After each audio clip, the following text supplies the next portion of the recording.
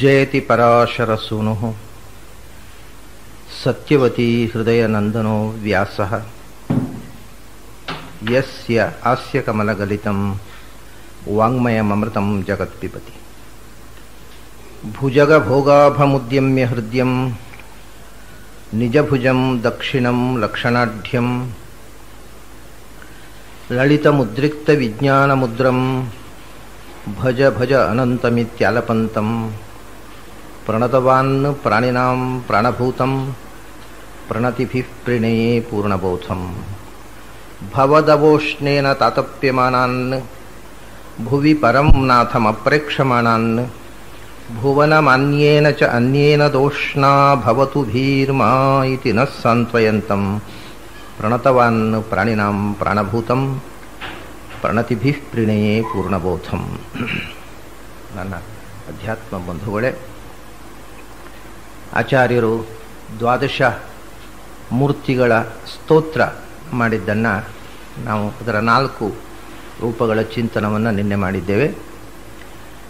ಇವತ್ತು ನಾವು ನೋಡಬೇಕಾದಂಥ ಮೂರ್ತಿ 5ನೇದು ವಿಷ್ಣು ನಾಮಕವಾದ್ದು. ಕೇಶವ, ನಾರಾಯಣ, ಮಾಧವ, ಗೋವಿಂದ, ವಿಷ್ಣು. ವಿಷ್ಣು ರೂಪ ಭಗವಂತನ ವಿಷ್ಣು ನಾಮಕವಾದ 2 ರೂಪಗಳಿವೆ. ಮೊದಲು ಜಗತ್ತಿನ ಪಾಲನೆಗೋಸ್ಕರ ಸ್ವೀಕಾರ ಮಾಡಿದ ಒಂದು ರೂಪ, ಸೃಷ್ಟಿ ಸ್ಥಿತಿ ಸಂಹಾರ. ಆಮೇಲೆ ದ್ವಾದಶ ಮೂರ್ತಿಗಳಲ್ಲಿ ಸೇರಿದಂಥ ಒಂದು ವಿಷ್ಣು ರೂಪ. ಇದು ದ್ವಾದಶ ಮೂರ್ತಿಗಳಲ್ಲಿ ಸೇರಿದ ವಿಷ್ಣುವನ್ನು ಸಮಷ್ಟಿಯಾಗಿ ಭಗವಂತನನ್ನು ಸ್ತೋತ್ರ ಮಾಡತಕ್ಕಂಥ ಒಂದೊಂದು ನಾಮ ಆ ರೂಪ ವಿಶೇಷದ ನಾಮವೂ ಹೌದು, ಒಟ್ಟಂದದಲ್ಲಿ ಭಗವಂತನ ನಾಮವೂ ಹೌದು ಅನ್ನುವುದನ್ನು ನಾನು ಹೇಳಿದ್ದೆ. ಅದನ್ನು ವಿಷ್ಣು ನಾಮಕವಾದಂಥ ದ್ವಾದಶ ಮೂರ್ತಿಗಳಲ್ಲಿ ಸೇರಿದ ವಿಷ್ಣು ನಾಮಕವಾದಂಥ ರೂಪವನ್ನು ಸ್ತೋತ್ರ ಮಾಡತಕ್ಕ 2 ಸಾಲುಗಳು. ವಿಷ್ಣು ಸೃಜಿಷ್ಣು ಗ್ರಸಿಷ್ಣು ವಿವಂದೇ ಕೃಷ್ಣ ಸದುಷ್ಣ ವಧಿಷ್ಣ ಸ್ವಧೃಷ್ಣೋ ಅಂತ. ಇದು ಸಂಸ್ಕೃತ ಭಾಷೆಯಲ್ಲಿ ಹೀಗೆ ಪ್ರಯೋಗ ಮಾಡುವ ರೀತಿ ಇಲ್ಲ. ಇದು ಒಂದು ವಿಚಿತ್ರವಾದ ಪ್ರಯೋಗ. ಈಗ ಪ್ರಿಂಟಾದ ಪಾಠದಲ್ಲಿ ವಿಷ್ಣು ಸೃಜಿಷ್ಣೋ ಗ್ರಸಿಷ್ಣೋ ವಿವಂದೇ ಕೃಷ್ಣ ಸದುಷ್ಣ ವಧಿಷ್ಣೋ ಸ್ವಧೃಷ್ಣೋ ಅಂತ ಇದೆ. ಈಗ ಅದು ಸಂಸ್ಕೃತ ಭಾಷೆಯಲ್ಲಿ ಒಂದು ವಿಷ್ಣು ಅನ್ನುವ ಶಬ್ದದ ಸಂಬೋಧನೆ. ನಾವೀಗ ಕನ್ನಡದಲ್ಲಿ ಆದರೂ ವಿಷ್ಣು ಇಲ್ಲಿ ಬಾ ಅಂತೇವೆ. ವಿಷ್ಣು ಅನ್ನೋದು ಸಂಬೋಧನೆ, ವಿಷ್ಣು ಶಬ್ದದ ಸಂಬೋಧನೆ ವಿಷ್ಣು ಅಂತಾಗತ್ತೆ. ವಿಷ್ಣು ಅಲ್ಲ. ಕನ್ನಡದಲ್ಲೇ ಆಗ್ಬೋದು, ವಿಷ್ಣು ಅಂತಲೂ ಕರಿಬಹುದು. ಆದರೆ ಸಂಸ್ಕೃತದಲ್ಲಿ ಸಂಬೋಧನೆ ಒಬ್ಬನ ಕರೆಯುವಾಗ ವಿಷ್ಣು ಅಂತ ಹೆಸರಿನವನಾಗಿದೆ, ಅವನು ಸಂಬೋಧನೆ ಮಾಡೋ ವಿಷ್ಣು ಅಂತ ಹೇಳಬೇಕು. ಆದರೆ ಅದು ಈಗ ಪ್ರಿಂಟ್ ಆದ ಪುಸ್ತಕದಲ್ಲಿ ಹಾಗೆ ಇದೆ, ವಿಷ್ಣು ಸೃಜಿಷ್ಣು ಗ್ರಸಿಷ್ಣು ಅಂತ ಇದೆ. ಆಚಾರ್ಯರು ವಿಷ್ಣು ಸೃಜಿಷ್ಣು ಗ್ರಸಿಷ್ಣು ವಿವಂದೇ, ಬರೇ ಆ ಶಬ್ದಗಳನ್ನು ಯಾವ ವಿಭಕ್ತಿಯೂ ಹಾಕಲಿಲ್ಲ, ವಿಭಕ್ತಿಯೇ ಹಾಕಲಿಲ್ಲ, ಸಂಬೋಧನೆ ವಿಭಕ್ತಿಯೂ ಹಾಕದೆ ಬರೇ ಶಬ್ದವನ್ನು ಪ್ರಯೋಗ ಮಾಡಿದ್ದಾರೆ. ವಿಷ್ಣು ಸೃಜಿಷ್ಣು ಗ್ರಸಿಷ್ಣು ಅಂತ. ಸಂಬೋಧನೆ ಹೀಗೆ ಮಾಡಬಹುದೇ ಸಂಸ್ಕೃತದಲ್ಲಿ? ಯಾರೂ ಮಾಡಿಲ್ಲ, ಆಚಾರ್ಯರು ಮಾತ್ರ ಮಾಡಿದ್ದಾರೆ. ಇದಕ್ಕೆ ಈ ರೀತಿ ಮಾಡಬಹುದು ಅನ್ನೋದಕ್ಕೆ ವೈದಿಕವಾದಂಥ ವ್ಯಾಕರಣದ ಸಮ್ಮತಿಯನ್ನು ಆಚಾರ್ಯರು ಋಗ್ವೇದಕ್ಕೆ ಭಾಷ್ಯ ಬರೆಯುವಾಗ ಹೇಳಿದ್ದಾರೆ. ವೇದದಲ್ಲಿ ಇಂಥ ಪ್ರಯೋಗ ಇದೆ. ಬರೇ ಶಬ್ದವನ್ನು ಯಾವ ವಿಭಕ್ತಿಯೂ ಸೇರಿಸದೆ ವಿಭಕ್ತಿ ಇಲ್ಲದ ಶಬ್ದಕ್ಕೆ ಸಂಸ್ಕೃತದಲ್ಲಿ ಪ್ರಾತಿಪದಿಕ ಅಂತಾರೆ. ಪ್ರಾತಿಪದಿಕ ಅಂದರೆ ವಿಭಕ್ತಿಗಳನ್ನು ಸೇರಿಸದ ಮೂಲ ಶಬ್ದ ಅಂತ ಅರ್ಥ. ಬರೇ ಪ್ರಾತಿಪದಿಕವನ್ನು ಪ್ರಯೋಗಿಸುವುದು, ವಿಭಕ್ತಿ ಹಾಕದೆ. ಅಂಥದ್ದು ವೇದದಲ್ಲಿ ಸಾಕಷ್ಟು ಇದೆ. ಅದು ಅಂಥದ್ದನ್ನು ಯಾವಾಗ ಪ್ರಯೋಗಿಸಬಹುದು ಹಾಗೆ ಅಂತ ಅನ್ನೋದಕ್ಕೆ ಆಚಾರ್ಯರು ಒಂದು ನಿಯಮವನ್ನು, ವ್ಯಾಕರಣದ ನಿಯಮವನ್ನು ಕೊಟ್ಟಿದ್ದಾರೆ. ಸ್ವಾತಂತ್ರ್ಯ ಇದ್ದಲ್ಲಿ ವಿಭಕ್ತಿ ಲೋಪ ಮಾಡಬಹುದು. ವಿಭಕ್ತಿ ಲೋಪ ಅನ್ನೋದು ಸ್ವಾತಂತ್ರ್ಯವನ್ನು ಸೂಚಿಸುತ್ತದೆ ಅಂತ. ಆ ವಿಭಕ್ತಿ ಲೋಪ ಮಾಡುವ ಸ್ವಾತಂತ್ರ್ಯ ಬರಬೇಕಾಗಿದ್ರೂ ಆ ಪ್ರಯೋಗ ಮಾಡತಕ್ಕವನಿಗೂ ಕೂಡ ಅಷ್ಟು ವ್ಯಾಕರಣದಲ್ಲಿ ಸ್ವಾತಂತ್ರ್ಯ ಇರಬೇಕು. ಈಗ ಉದಾಹರಣೆಗೆ ನಮ್ಮ ಕನ್ನಡದಲ್ಲೂ ಇಂಥದ್ದುಂಟು. ಈಗ ನೀವು ನಮ್ಮ ಮನೆ ನೋಡ್ಲಿಕ್ಕೆ ಬರಬೇಕು ಅಂತೀರಿ. ನೀವು ಮನೆ ನೋಡ್ಲಿಕ್ಕೆ ಬರೋದು ಅಂದರೆ ಏನು? ಮನೆಯನ್ನು ನೋಡ್ಲಿಕ್ಕೆ ಬರೋದಲ್ವಾ? ಮನೆ ಅನ್ನೋದು ಬರೇ ಶಬ್ದ, ಯಾವ ವಿಭಕ್ತಿಯೂ ಹಾಕಲಿಲ್ಲ, ದ್ವಿತೀಯ ವಿಭಕ್ತಿ ಹಾಕಬೇಕಿತ್ತಲ್ಲಿ. ಆದರೆ ವಿಭಕ್ತಿ ಲೋಪ ಮಾಡಿ ಮನೆ ನೋಡ್ಲಿಕ್ಕೆ ಬರಬೇಕು ಅಂತೇವೆ. ಮನೆ ನೋಡೋದು ಅಂದರೆ ಏನು? ಮನೆಯನ್ನು ನೋಡೋದು. ದ್ವಿತೀಯ ವಿಭಕ್ತಿ ಬೇಕು, ಹಾಕಲಿಲ್ಲ, ಅಂಡರ್ಸ್ಟುಡ್ ಅದು. ಹಾಗೆ ಈ ಪ್ರಯೋಗಗಳಲ್ಲಿ ನಾವು ನಮಗೆ ಗೊತ್ತಿಲ್ಲದೆಯೇ ನಮ್ಮ ಭಾಷೆಯಲ್ಲಿ ಇಂಥ ಪ್ರಯೋಗಗಳನ್ನು ಬೇಕಾಷ್ಟು ಮಾಡ್ತೇವೆ. ಸಂಸ್ಕೃತದಲ್ಲಿ, ವೈದಿಕ ಸಂಸ್ಕೃತದಲ್ಲಿ ಹೀಗೆ ಉದ್ದೇಶಪೂರ್ವಕವಾಗಿ ವಿಭಕ್ತಿ ಲೋಪವನ್ನು ಮಾಡ್ತಾರೆ. ಎಲ್ಲಿ ಆ ವಸ್ತುವಿಗೆ ಸ್ವಾತಂತ್ರ್ಯವನ್ನು ಸೂಚಿಸಬೇಕೋ ಅಲ್ಲಿ ವಿಭಕ್ತಿ ಲೋಪ ಮಾಡಬಹುದು ಅಂತ. ಪರಮೇ ವ್ಯೋಮನ್ ಸೋಷ್ಣುತೆ ಸರ್ವಾನ್ ಕಾಮಾನ್ ಸಹ ಬ್ರಹ್ಮಣ ಅಂತ ವೇದದಲ್ಲಿ ಪ್ರಯೋಗ ಮಾಡ್ತಾರೆ. ಪರಮೇ ವ್ಯೋಮನ್ ಅಂತ, ವ್ಯೋಮನ್ನ ಅನ್ನತಕ್ಕಂಥದ್ದು ವಿಭಕ್ತಿ ಇಲ್ಲದ ಶಬ್ದ. ವ್ಯೋಮ್ನಿ ಅಂತ ಆಗ್ಬೇಕಲ್ಲಿ, ಸಪ್ತಮಿ ವಿಭಕ್ತಿ ಆಗಬೇಕು. ಆದರೆ ಸಪ್ತಮಿ ವಿಭಕ್ತಿಯನ್ನ ಪ್ರಯೋಗ ಮಾಡದೆ ಬರೇ ಶಬ್ದ ವ್ಯೋಮನ್ ಅಂತ ಶಬ್ದವನ್ನು ಪ್ರಯೋಗ ಮಾಡ್ತಾರೆ. ಅಂದರೆ ಪ್ರಾತಿಪದಿಕವನ್ನು ಪ್ರಯೋಗ ಮಾಡ್ತಾರೆ. ವೇದದಲ್ಲಿ ಇಂಥದ್ದು ಬೇಕಾದಷ್ಟಿದೆ. ಆ ಪ್ರಾತಿಪದಿಕವನ್ನ ಮಾತ್ರ ಪ್ರಯೋಗ ಮಾಡಿದಾಗ, ವಿಭಕ್ತಿಯನ್ನ ಲೋಪ ಮಾಡಿದಾಗ ಭಗವಂತನಿಗೆ ವಿಶೇಷವಾದ ಸ್ವಾತಂತ್ರ್ಯವನ್ನ ನಾವು ಅನುಸಂಧಾನ ಮಾಡಿದ ಹಾಗೆ ಆಗ್ತದೆ ಅನ್ನೋದು ವೈದಿಕ ವ್ಯಾಕರಣದ ನಿಯಮ. ಆದ್ದರಿಂದ ಆಚಾರ್ಯರು ವಿಷ್ಣು ಸೃಜಿಷ್ಣು ಗ್ರಸಿಷ್ಣು ವಿವಂದೇ ಅಂತಾರೆ. ವಿಷ್ಣು ಸೃಜಿಷ್ಣು ಗ್ರಸಿಷ್ಣು ಅಂತ ಪ್ರಿಂಟ್ ಮಾಡಿದ ಪಾಠ ಆಚಾರ್ಯರ ಪಾಠ ಅಲ್ಲ. ಅದು ಸಂಸ್ಕೃತ ಭಾಷೆಗೆ ಅನುಗುಣವಾದ ಪಾಠ. ಇದು ವೈದಿಕ ಪಾಠ. ವಿಷ್ಣು ಅಂದರೆ ವಿಷ್ಣುವೇ ಅಂತ ಸಂಬೋಧನೆ. ಆದರೆ ನಾವು ಹೇಗೆ ಕನ್ನಡದಲ್ಲಿ ವಿಷ್ಣು ಬಾ ಇಲ್ಲಿಂದ ಕರೆದ್ರೂ ಆಗತ್ತೆ, ಏ ವಿಷ್ಣು ಇಲ್ಲಿ ಬಾ ಅಂತ ಕರೆದ್ರೂ ಆಗತ್ತೆ. ಹಾಗೆ ಕನ್ನಡದಲ್ಲಿ ನಾವು ಮಾಡ್ತೇವೆ, ಯಾಕೆಂದ್ರೆ ಕನ್ನಡದ ಮೇಲೆ ನಮಗೆ ಪ್ರಭುತ್ವ ಇದೆ, ನಮ್ಮದೇ ಭಾಷೆ, ನಾವು ಹೇಗೂ ಸಂಸ್ಕೃತದಲ್ಲಿ ಕೂಡ ಹಾಗೆ ಬರೇ ಪ್ರಾತಿಪದಿಕವನ್ನು ಸಂಬೋಧನೆಗೋಸ್ಕರ ಅಥವಾ ಯಾವುದೇ ವಿಭಕ್ತಿಯ ಬದಲಾಗಿ ಪ್ರಯೋಗಿಸಬಹುದು ಅನ್ನೋದು ವೈದಿಕ ನಿಯಮ. ಆ ನಿಯಮವನ್ನು ಆಚಾರ್ಯರು ತಾನು ಕೇವಲ ವೈದಿಕ ವ್ಯಾಕರಣವನ್ನು ಅನುಸರಿಸಿದವರು ತನ್ನ ಗ್ರಂಥ ರಚನೆಯ ಎಲ್ಲ ಗ್ರಂಥಗಳಲ್ಲಿ ಕೂಡ. ಅದಕ್ಕೋಸ್ಕರ ಬರೇ ಪ್ರಾತಿಪದಿಕವನ್ನು ಹೇಳ್ತಾರೆ. ವಿಷ್ಣು, ಇನ್ನೊಂದು ಶಬ್ದ ಇದು ಕೂಡ ಹಾಗೆ ಸೃಜಿಷ್ಣು. ಸೃಜಿಷ್ಣು ಅಂತ ಇವತ್ತು ವ್ಯಾಕರಣ ಪ್ರಕಾರ ಆಗುವುದಿಲ್ಲ, ಸ್ರಜಿಷ್ಣು ಆಗತ್ತೆ. ಸ್ರಜಿಷ್ಣು, ಅದನ್ನ ಸ್ರಜಿಷ್ಣು ಅನ್ನೋದನ್ನು ಸೃಜಿಷ್ಣು ಅಂತ ಆಚಾರ್ಯ ಪ್ರಯೋಗ ಮಾಡ್ತಾರೆ. ಇದು ಕೂಡ ವೈದಿಕವಾದಂಥ ಪ್ರಯೋಗ.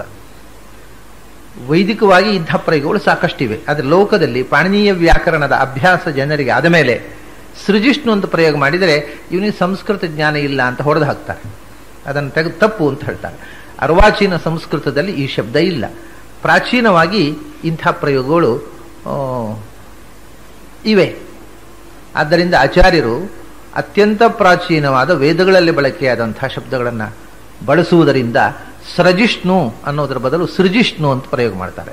ವಿಷ್ಣು ಸ್ರಜಿಷ್ಣು ಅಂತ ಹೇಳಿ ಪ್ರಯೋಗ ಮಾಡಿದರೂ ಕೂಡ ತಪ್ಪೇನೂ ಆಗುವುದಿಲ್ಲ.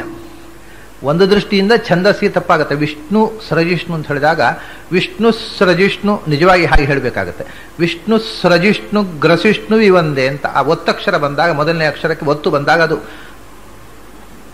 ದೀರ್ಘಾಕ್ಷರದ ಸ್ಥಾನದಲ್ಲಿ ಗುರು ಅಕ್ಷರ ಆಗತ್ತೆ. ಸಾಮಾನ್ಯವಾಗಿ ವಿಷ್ಣು ಸೃಜಿಷ್ಣು ಗ್ರಸಿಷ್ಣು ವಿವಂದೇ ಅಂತ. ಆದರೆ ಅದನ್ನು ಹಾಗೆ ಹೇಳದೆ ಶಿಥಿಲ ದ್ವಿತ್ವ ಸಂಧಿ ಅಂತ ಕನ್ನಡದಲ್ಲಿ ಒಂದಿದೆ. ಒತ್ತಕ್ಷರವನ್ನು ಶಿಥಿಲವಾಗಿ ಹೇಳುದು ವಿಷ್ಣು ಸೃಜಿಷ್ಣು. ಯಾಕೆಂದ್ರೆ ಮುಂದೆ ಹಾಗೆ ಮಾಡಿದ್ದಾರೆ, ಸೃಜಿಷ್ಣು ಗ್ರಸಿಷ್ಣು. ಅಲ್ಲಿ ಷ್ಣು ಅನ್ನೋದು ಲಘು ಅಕ್ಷರ, ಗ್ರ ಅಂತ ಮುಂದೆ ಒತ್ತಕ್ಷರ ಹಾಕಿದ್ದಾರೆ. ಒತ್ತಕ್ಷರ ಇದ್ರೆ ಸೃಜಿಷ್ಣು ಗ್ರಸಿಷ್ಣು ಆಗುತ್ತೆ, ಷ್ಣು ಅನ್ನೋದು ಗುರು ಅಕ್ಷರ ಆಗುತ್ತೆ. ಆದರೆ ಆಚಾರ್ಯದನ್ನು ಲಘುವಾಗಿ ಮಾಡಿದ್ದಾರೆ. ಸೃಜಿಷ್ಣು ಗ್ರಸಿಷ್ಣು, ವಿಷ್ಣು ಸೃಜಿಷ್ಣು ಗ್ರಸಿಷ್ಣು ವಿವಂದೇ ಹೀಗೆ ಹೇಳಬೇಕು. ನಿಜವಾಗಿ ಸಂಸ್ಕೃತದಲ್ಲಿ ಓದುವ ರೀತಿ ವಿಷ್ಣು ಸೃಜಿಷ್ಣು ಗ್ರಸಿಷ್ಣು ವಿವಂದೇ ಅಂತ. ಆದರೆ ವಿಷ್ಣು ಸೃಜಿಷ್ಣು ಗ್ರಸಿಷ್ಣು ಓದಬಾರ್ದು, ವಿಷ್ಣು ಸೃಜಿಷ್ಣು ಗ್ರಸಿಷ್ಣು ವಿವಂದೇ. ಆ ಷ್ಣು ಅನ್ನುವುದನ್ನು ಒತ್ತಕ್ಷರ, ಅದು ಒತ್ತಕ್ಷರದ ಹಿಂದೆ ಬಂದಾಗ ಒತ್ತು ಬಂದು ಅದು ಗುರು ಅಕ್ಷರ ಆಗದ ಹಾಗೆ ಲಘು ಅಕ್ಷರ ಆಗುವ ಹಾಗೆ ಓದಬೇಕು. ಇವೆಲ್ಲ ತುಂಬಾ ಎಕ್ಸ್ಪೆರಿಮೆಂಟ್ಗಳನ್ನು ಮಾಡಿದ್ದಾರೆ ಉಚ್ಚಾರಗಳಲ್ಲಿ ಆಚಾರ್ಯರು. ಸಾಮಾನ್ಯ ಜನಕ್ಕೆ ಇದು ಗಮನಕ್ಕೆ ಬರುವುದೇ ಇಲ್ಲ. ವಿಷ್ಣು ಸೃಜಿಷ್ಣು ಗ್ರಸಿಷ್ಣು ವಿವಂದೇ, ಸೃಜಿಷ್ಣು ಗ್ರಸಿಷ್ಣು ಅಂತ ನಿಜವಾಗಿ ಓದುವ ಕ್ರಮ. ಹಾಗೆ ಓದಬಾರ್ದು ಅದನ್ನು, ಸೃಜಿಷ್ಣು ಗ್ರಸಿಷ್ಣು ವಿವಂದೇ. ಹಾಗೆ ಮುಂದೆ ಕೃಷ್ಣ ಸದೃಷ್ಣ ವಧಿಷ್ಣ ಸ್ವಧೃಷ್ಣೋ ವಧಿಷ್ಣ ಸ್ವಧೃಷ್ಣೋ ಅಂತ ಆಗತ್ತೆ. ಸ್ವ ಬಂದಾಗ ಮೊದಲನೇದು ಗುರು ಆಗತ್ತೆ. ಆದರೆ ವಧಿಷ್ಣ ಸ್ವಧೃಷ್ಣೋ ಅಂತ ಓದಬಾರ್ದು, ವಧಿಷ್ಣ ಸ್ವಧೃಷ್ಣೋ ಅಂತ. ಇದನ್ನು ಕನ್ನಡದಲ್ಲಿ ಶಿಥಿಲ ದ್ವಿತ್ವ ಸಂಧಿ ಅಂತ ಹೇಳ್ತಾರೆ. ಅಂದರೆ ಆ ದ್ವಿತ್ವ ಎರಡು ಅಕ್ಷರದ ಮಾತ್ರೆಗಳು ಬರತಕ್ಕಂತಹ ಸಂದರ್ಭದಲ್ಲಿ ಅದನ್ನು ಶಿಥಿಲವಾಗಿ ಓದಿ ಗುರುವನ್ನು ಲಘುವಿನಂತೆ ಓದುವುದು. ಇಲ್ಲಿ ಅಂಥ ಪ್ರಯೋಗಗಳನ್ನು ಆಚಾರ್ಯ ಮಾಡಿದ್ದಾರೆ. ವಿಷ್ಣು ಸೃಜಿಷ್ಣು ಗ್ರಸಿಷ್ಣು ವಿವಂದೇ. ವಿಷ್ಣು ಭಗವಂತನ ದ್ವಾದಶ ಮೂರ್ತಿಗಳಲ್ಲಿ 5ನೆಯ ಮೂರ್ತಿ. ವಿಷ್ಣು ಅನ್ನುವ ಶಬ್ದಕ್ಕೆ ವೇದದಲ್ಲಿ ಒಂದು ಅರ್ಥ ಇದೆ. ವೇದದಲ್ಲಿ ಹೇಳಿದಂಥ ಅರ್ಥ, ಐತರೆಯ ಉಪನಿಷತ್ತಿನಲ್ಲಿ ಹೇಳಿದಂಥ ಅರ್ಥ. ಆಮೇಲೆ ಬೇರೆ ಬೇರೆ ಧಾತುಗಳ ಮೂಲಕ ಮಾಡಿರತಕ್ಕಂಥ ಲೌಕಿಕ ನಿರ್ವಚನಗಳು, ಲೌಕಿಕ ವಿದ್ವಾಂಸರು ಮಾಡಿರತಕ್ಕಂಥ ನಿರ್ವಚನ. ಲೌಕಿಕ ವಿದ್ವಾಂಸರು ಮಾತ್ರ ಅಲ್ಲ, ವೇದದಲ್ಲೂ ಬಂದಿದೆ ಅದು. ಅಂಥದ್ದು ಯಾವುದು ಅಂದರೆ ವಿಶ್ ಅನ್ನುವ ಒಂದು ಧಾತು, ವಿಶಿಲ್ ಅನ್ನುವುದು ಒಂದು ಧಾತು. ಈ ಎರಡು ಧಾತುವಿನಿಂದ ವಿಷ್ಣು ಶಬ್ದವನ್ನು ನಿರ್ವಚನ ಮಾಡ್ತಾರೆ ಶಾಸ್ತ್ರಕಾರರು. ವಿಶ್ ಅಂದರೆ ಪ್ರವೇಶ, ಪ್ರವೇಶಿಸುವ. ವಿಶತಿ ಇತಿ ವಿಷ್ಣು, ಎಲ್ಲದರ ಒಳಗೂ ಅಂತರ್ಯಾಮಿಯಾಗಿ ಪ್ರವೇಶಿಸಿದವನು ಅಂತ ಅರ್ಥ. ವಿಷ್ಣು ಅಂದರೆ ವಿಶತಿ ಇತಿ ವಿಷ್ಣು ಅಂತ, ಇದು ಒಂದು ನಿರ್ವಚನ. ಅದಕ್ಕೆ ವಿಷಧಾತುವಿಗೆ ಇಷ್ಣುಚ್ ಪ್ರತ್ಯಯ ಅಂತ, ಅದೆಲ್ಲ ವ್ಯಾಕರಣದ ವಿಷಯ. ಒಂದು ಪ್ರತ್ಯಯ ಬಂದು ವಿಶತಿ ಅಂದರೆ ಎಂಟರ್ಸ್ ಇಂಟು, ಒಳಗೆ ಪ್ರವೇಶಿಸುತ್ತಾನೆ, ಎಲ್ಲರ ಹೃದಯದ ಒಳಗೂ ಅಂತರ್ಯಾಮಿಯಾಗಿ ಪ್ರವೇಶಿಸಿದವನು ವಿಷ್ಣು ಅಂತ, ಅಂದರೆ ಅಂತರ್ಯಾಮಿ ಅಂತ ಅರ್ಥ. ವಿಷ್ಣು ಅಂದರೆ ಒಳಗೆ ಅಂತರ್ಯಾಮಿಯಾಗಿ ಇರುವವನು ಅನ್ನೋದು ಒಂದು ಅರ್ಥ. ಇನ್ನೊಂದು ಧಾತು ವಿಶ್, ವಿಶಿಲ್ ಅಥವಾ ಅದನ್ನು ವಿಷು ಅಂತ ಪ್ರಾಚೀನರು ಹೇಳ್ತಾರೆ. ಈಗದ ವ್ಯಾಕರಣದಲ್ಲಿ ವಿಶಿಲ್ ಧಾತು ಅಂತಿದೆ. ವಿಶಿಲ್ ವ್ಯಾಪ್ತವು ಅಂತ, ಅಂದರೆ ಒಳಗೆ ಪ್ರವೇಶಿಸಿದವನು ಮಾತ್ರ ಅಲ್ಲ, ಹೊರಗೆ ಕೂಡ ವ್ಯಾಪಿಸಿದವನು ಅಂತ. ಒಳಗೆ ತುಂಬಿದವನು, ಹೊರಗೆ ಹಬ್ಬಿದವನು. ವೇವೇಷ್ಟಿ, ವಿಶಿಲ್ ಧಾತುವಿನಿಂದ ವೇವೇಷ್ಟಿ ಇದು ವಿಷ್ಣು ಅಂತ, ಎಲ್ಲ ಕಡೆ ಹಬ್ಬಿದವನು ಮತ್ತು ಎಲ್ಲರ ಹೃದಯದೊಳಗೆ ತುಂಬಿದವನು, ಅಂತರ್ಯಾಮಿಯಾಗಿ ಒಳಗಿರುವವನು, ಸರ್ವಗತನಾಗಿ ಹೊರಗೂ ಇರುವವನು. ಅಂತರ್ಬಹಿಶ್ಚ ತತ್ಸರ್ವಂ ವ್ಯಾಪ್ಯ ನಾರಾಯಣ ಸ್ಥಿತ ಅನ್ನುವುದು ವಿಷ್ಣು ಶಬ್ದದ ಅರ್ಥ. ಇದು ಸಾಮಾನ್ಯವಾಗಿ ವ್ಯಾಕರಣದ ಹಿನ್ನೆಲೆಯಲ್ಲಿ ಮಾಡತಕ್ಕಂಥ, ವೈಯಾಕರಣರು ವಿಷ್ಣು ಶಬ್ದಕ್ಕೆ ಮಾಡತಕ್ಕಂಥ ಅರ್ಥ. ಇದು ವೇದದಲ್ಲಿ ಸೂಚಿತವಾಗಿದೆ. ಒಳಗೆ ಪ್ರವೇಶಿಸಿದವನು ಅನ್ನೋ, ಎಲ್ಲದರ ಒಳಗೆ ಅನ್ನೋದಕ್ಕೆ ಈ ಸೂಚನೆ ನಾರಾಯಣ ಉಪನಿಷತ್ತಿನಲ್ಲೇ ಇದೆ. ಏನು ಅಂದರೆ, ನಾರಾಯಣನ ವರ್ಣನೆ ಮಾಡುವಾಗ ವಿವೇಶಭೂತಾನಿ ಚರಾಚರಾಣಿ ಅಂತ ನಾರಾಯಣ ಉಪನಿಷತ್ತಿನ ಒಂದು ಮಾತು. ಚರಾಚರಾತ್ಮಕವಾದಂಥ ಜೀವಜಾತದ ಒಳಗೆ ವಿವೇಶ, ಪ್ರವೇಶ ಮಾಡಿದನು. ಇದು ವಿಷ್ಣು ಶಬ್ದದ ನಿರ್ವಚನವನ್ನೇ ಹೇಳಿರತಕ್ಕಂಥ ಮಾತು. ವಿವೇಶ ಭೂತಾನಿ ಚರಾಚರಾಣಿ ಹೇಳಿ, ತದೇವರ್ತಂ ತದು ಸತ್ಯಮಾಹು ತದೇವ ಬ್ರಹ್ಮ ಪರಮಂ ಕವೀನಾಂ. ಈ ಚರಾಚರಗಳ ಒಳಗೆ ಪ್ರವೇಶ ಮಾಡಿದ್ದರಿಂದಲೇ ವಿಷ್ಣು ನಾಮಕವಾದದ್ದು ಯಾವುದು ಇದೆಯೋ ಅದೇ ಮತ್ತೆ ಉಪಸಂಹಾರ ಮಾಡ್ತದೆ ನಾರಾಯಣ ಉಪನಿಷತ್ತು. ತದೇವರ್ತಂ ತದು ಸತ್ಯಮಾಹು ತದೇವ ಬ್ರಹ್ಮ ಪರಮಂ ಕವೀನಾಂ. ಅದಕ್ಕೆ ಋತ ಅಂತ ಹೆಸರು, ಅದಕ್ಕೆ ಸತ್ಯ ಅಂತ ಹೆಸರು.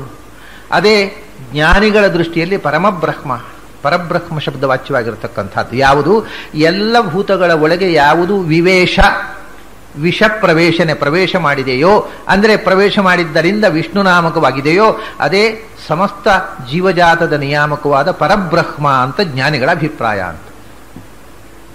ಹೀಗೆ ವಿಷ್ಣು ಶಬ್ದದ ಈ ನಿರ್ವಚನವನ್ನ ವೇದದಲ್ಲೂ ಸೂಚನೆ ಮಾಡಿದ್ದಾರೆ. ಇನ್ನೊಂದು ನಿರ್ವಚನವೂ ವೇದದಲ್ಲಿ ಮಾಡಿದ್ದಾರೆ. ನಾಮಾನಿ ಸರ್ವಾಣಿ ಯಮಾವಿಶಂತಿ ತಂ ವೈ ವಿಷ್ಣುಂ ಪರಮ ಮುದಾಹರಂತಿ ಅಂತ ಆಚಾರ್ಯರು ಈ ಶ್ರುತಿಯನ್ನು ಉಲ್ಲೇಖ ಮಾಡಿದ್ದಾರೆ. ಈಗ ನಮಗೆ ಉಪಲಬ್ಧವಾದ ವೇದ ಭಾಗದಲ್ಲಿ ಈ ಶ್ರುತಿ ಇಲ್ಲ. ಬಾಲ್ಯವೇಯ ಶ್ರುತಿ ಅಂತ ಆಚಾರ್ಯರು ಇದಕ್ಕೆ ಹೇಳ್ತಾರೆ. ಬಾಲ್ಯವೇಯ ಶ್ರುತಿ ಈಗ ಉಪಲಬ್ಧವಾಗಿಲ್ಲ, ಅದರಲ್ಲಿ ಈ ವಾಕ್ಯ ಇದೆ ಅಂತ ಆಚಾರ್ಯ ಹೇಳ್ತಾರೆ. ನಾಮಾನಿ ಸರ್ವಾಣಿ ಯಮಾವಿಶಂತಿ, ಎಲ್ಲ ನಾಮಗಳು ಯಾರಲ್ಲಿ ಪ್ರವೇಶ ಮಾಡುತ್ತಾವೋ ಅವನು ವಿಷ್ಣು ಅಂತ. ಹಾಗಾದರೆ ವಿಷ್ಣು ಅನ್ನುವುದಕ್ಕೆ ಇನ್ನೊಂದು ಅರ್ಥ ಆಯಿತು. ವಿಶಂತಿ ನಾಮಾನಿ ಅಸ್ಮಿನ್ ಇತಿ ವಿಷ್ಣು. ಎಲ್ಲ ಶಬ್ದಗಳು ಯಾರಲ್ಲಿ ವಾಚಕವಾಗಿ ಸೇರಿಕೊಳ್ತಾವೋ ಅಂದರೆ ಸರ್ವಶಬ್ದ ವಾಚ್ಯ ಅನ್ನೋದು ವಿಷ್ಣು ಶಬ್ದದ ಇನ್ನೊಂದು ಅರ್ಥ. ವಿಷ್ಣು ಅಂದರೆ ಸರ್ವಶಬ್ದ ವಾಚ್ಯ, ವಿಷ್ಣು ಅಂದರೆ ಸರ್ವಾಂತರ್ಯಾಮಿ, ವಿಷ್ಣು ಅಂದರೆ ಸರ್ವಗತ. ಇದು ವಿಷ್ಣು ಶಬ್ದದಿಂದ ಹೊರಡತಕ್ಕಂಥ ಅರ್ಥಗಳು. ಈ ನಿರ್ವಚನ ವ್ಯಾಕರಣವನ್ನು ಮೀರಿ ನಿರ್ವಚನ ಹೋಗುತ್ತೆ. ಇದು ವ್ಯಾಕರಣದ ಚೌಕಟ್ಟಿನೊಳಗೆ ಮಾಡಿದಂಥ ನಿರ್ವಚನಗಳು ಇವು. ಅದರ ನಿರ್ವಚನ ಅನ್ನೋದು ಒಂದು ಸ್ವತಂತ್ರವಾದ ಶಾಸ್ತ್ರ. ನಿರುಕ್ತ ಅನ್ನೋದು ಛಂದಸ್ಸು ಇದ್ದ ಹಾಗೆ ನಿರ್ವಚನ, ನಿರುಕ್ತ ಮತ್ತು ವ್ಯಾಕರಣ ಅದು ಸ್ವತಂತ್ರವಾದ ಶಾಸ್ತ್ರ. ನಿರ್ವಚನದಲ್ಲಿ ಎಷ್ಟೋ ಸಂದರ್ಭಗಳಲ್ಲಿ ಈಗ ಪ್ರಚಲಿತವಾದ ವ್ಯಾಕರಣದ ನಿಯಮಗಳನ್ನು ನಿರ್ವಚನಕಾರರು ಅನುಸರಿಸುವುದಿಲ್ಲ. ಹಿಂದಿನ ನಿರ್ವಚನಕಾರರು ಅನುಸರಿಸಲಿಲ್ಲ, ಆಚಾರ್ಯರು ಅನುಸರಿಸಲಿಲ್ಲ. ವ್ಯಾಕರಣಬದ್ಧವಾಗಿ ಗ್ರಂಥವನ್ನು ರಚನೆ ಬರೆದ ಯಾಸ್ಕ ಕೂಡ ವ್ಯಾಕರಣವನ್ನು ನಿರ್ವಚನಕ್ಕೆ ಬಳಸುವುದಿಲ್ಲ. ಅದು ವ್ಯಾಕರಣಕ್ಕಿಂತ ಭಿನ್ನವಾದ ಮತ್ತು ವ್ಯಾಕರಣದ ನಿಯಮಗಳಿಗೆ ಒಳಪಡದ ಸ್ವತಂತ್ರವಾದ ಶಾಸ್ತ್ರ. ಶಿಕ್ಷಾ ಕಲ್ಪೋ ವ್ಯಾಕರಣಂ ನಿರುಕ್ತಂ ಜ್ಯೋತಿಷಂ ಛಂದಃ ಅಂತ. ಹೀಗೆ ನಿರುಕ್ತ ಅನ್ನೋದು ವ್ಯಾಕರಣವನ್ನು ಮೀರಿ ಬೆಳೆದಂಥ ಒಂದು ಶಾಸ್ತ್ರ. ಆ ನಿರುಕ್ತದ ಪ್ರಕಾರ ಈ ವ್ಯಾಕರಣದ ನಿಯಮಗಳಿಗೆ ಒಳಪಟ್ಟು 3 ಅರ್ಥಗಳನ್ನು ನಾನು ಈಗ ಹೇಳಿದೆ. ಈ 3 ಅರ್ಥಗಳು ವ್ಯಾಕರಣದ ನಿಯಮಗಳಿಗೆ, ಇವತ್ತಿನ ವ್ಯಾಕರಣದ ನಿಯಮಗಳಿಗೆ ಒಳಪಡುವಂಥವುಗಳು. ಇವತ್ತು ಪ್ರಚಲಿತವಾದ ವ್ಯಾಕರಣ ಅಂದರೆ ಪಾಣಿನಿಯ ವ್ಯಾಕರಣ. ಅದರ ನಿಯಮಕ್ಕೆ ಒಳಪಡದ ಇನ್ನು ಕೆಲವು ನಿರ್ವಚನಗಳು ಇದಕ್ಕೆ ಇವೆ. ಇನ್ನು ಐತರೆಯ ಉಪನಿಷತ್ನಲ್ಲಿ ಹೇಳಿದ ನಿರ್ವಚನವನ್ನು ಕೊನೆಗೆ ನೋಡೋಣ. ಅದರ ಮೊದಲು ಈಗ ಪ್ರಚಲಿತವಾದಂತಹ ನಿರ್ವಚನಗಳನ್ನು ನೋಡೋಣ. ವಿಷ್ಣು ಅಂದರೆ ವಿಷಣು ಅನ್ನೋದು ವಿಷ್ಣು ಆಯಿತು ಅಂತ ಹೇಳ್ತಾರೆ ಆಚಾರ್ಯರು. ಅದು ವಿಷಣು. ವಿಷಣು ಅನ್ನೋದು 3 ಅಕ್ಷರ. ಅದು ವಿಷ್ಣವೇ ನಮಃ ಅಂತ ಮಂತ್ರ. ವಿಷ್ಣವೇ ನಮಃ ಅನ್ನುವ ಮಂತ್ರ ನೀವು ಎಷ್ಟು ಅಕ್ಷರ ನೀವು ಲೆಕ್ಕ ಮಾಡಿದ್ರೆ ವಿಷ್ಣವೇ ನಮಃ 5 ಅಕ್ಷರ ಅಲ್ವಾ? ಅದಕ್ಕೆ 5 ಅಕ್ಷರ ಅಲ್ಲ, ಅದಕ್ಕೆ ವಿಷ್ಣು ಷಡಕ್ಷರ ಅಂತ ಹೆಸರು. ಅದು ಷಡಕ್ಷರ ಮಂತ್ರ.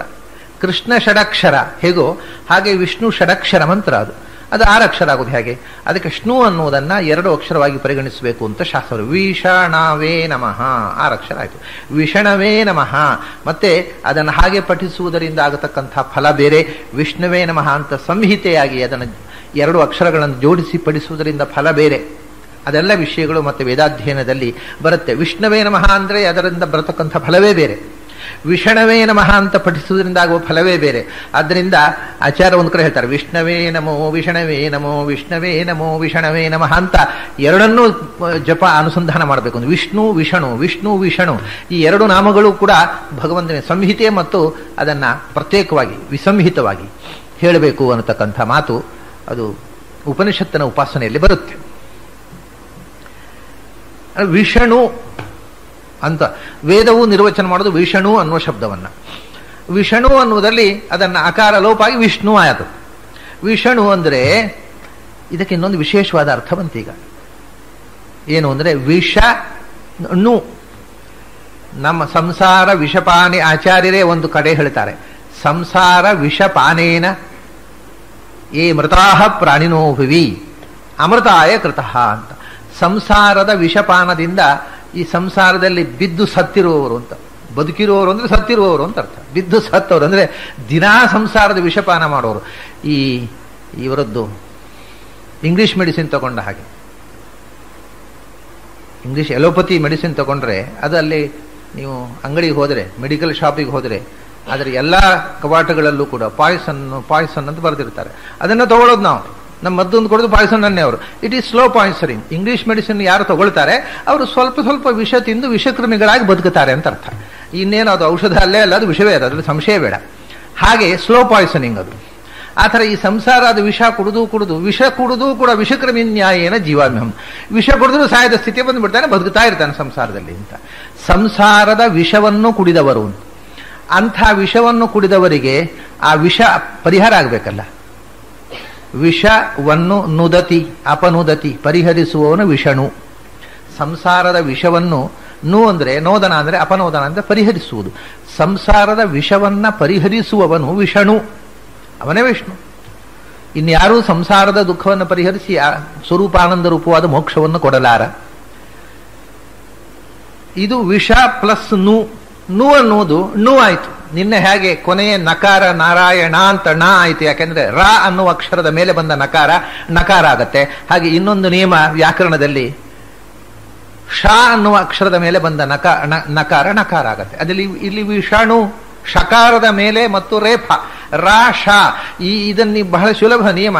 ಇದು ವ್ಯಾಕರಣ ಪಾಠ ಕಲಿಯುವಾಗ ಬಹಳ ಅದರ ಸೂತ್ರ ಕೇಳಿದರೆ ಏನೋ ಒಂದು ಗಂಡಾಂತರ ಕಾಣ್ಬೋದು. ರಷಾಭ್ಯಾಮ್ ನೋಣ ಸಮಾನ ಪದೇ ಅಂತ ವ್ಯಾಕರಣ ಸೂತ್ರ. ಆದರೆ ಅದರ ವಿಷಯ ಇಷ್ಟೇ, ರಾ ಮತ್ತು ಶ ಅನ್ನುವ ಅಕ್ಷರಗಳ ಮೇಲೆ ನಕಾರ ಬಂದರೆ ಅದು ನಕಾರ ಆಗತ್ತೆ. ಎಲ್ಲಿ ಆದರೂ ಅಷ್ಟೇ.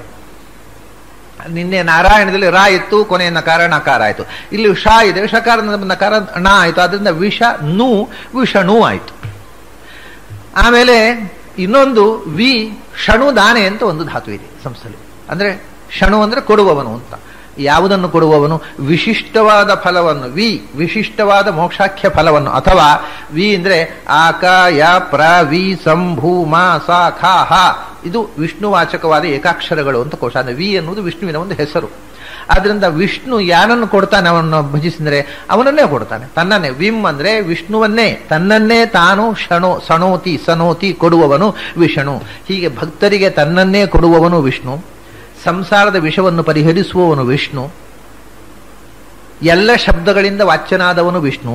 ಎಲ್ಲರ ಒಳಗೆ ಅಂತರ್ಯಾಮಿಯಾಗಿ ಇರುವವನು ವಿಷ್ಣು. ಎಲ್ಲ ಕಡೆಗೂ ತುಂಬಿರುವವನು ವಿಷ್ಣು. ಇದು ವಿಷ್ಣು ಶಬ್ದದ ಎಟಿಮೊಲಾಜಿಕಲ್ ಮೀನಿಂಗು.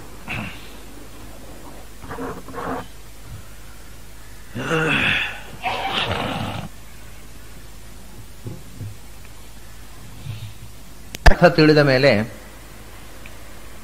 ಇದಕ್ಕೋಸ್ಕರವೇ ಯಾವಾಗಲೂ ಪ್ರತಿಯೊಂದು ನಾಮದಿಂದ ನಾವು ತಿಳಿಯಬಹುದಾದ ಗುಣವಿಶೇಷಗಳ ಅನುಸಂಧಾನ ಮಾಡಬೇಕು. ಸುಮ್ಮನೆ ಹೆಸರು ಉಚ್ಚಾರ ಮಾಡುವುದರಿಂದ ಏನೂ ಉಪಯೋಗ ಇಲ್ಲ ಅನ್ನೋದು.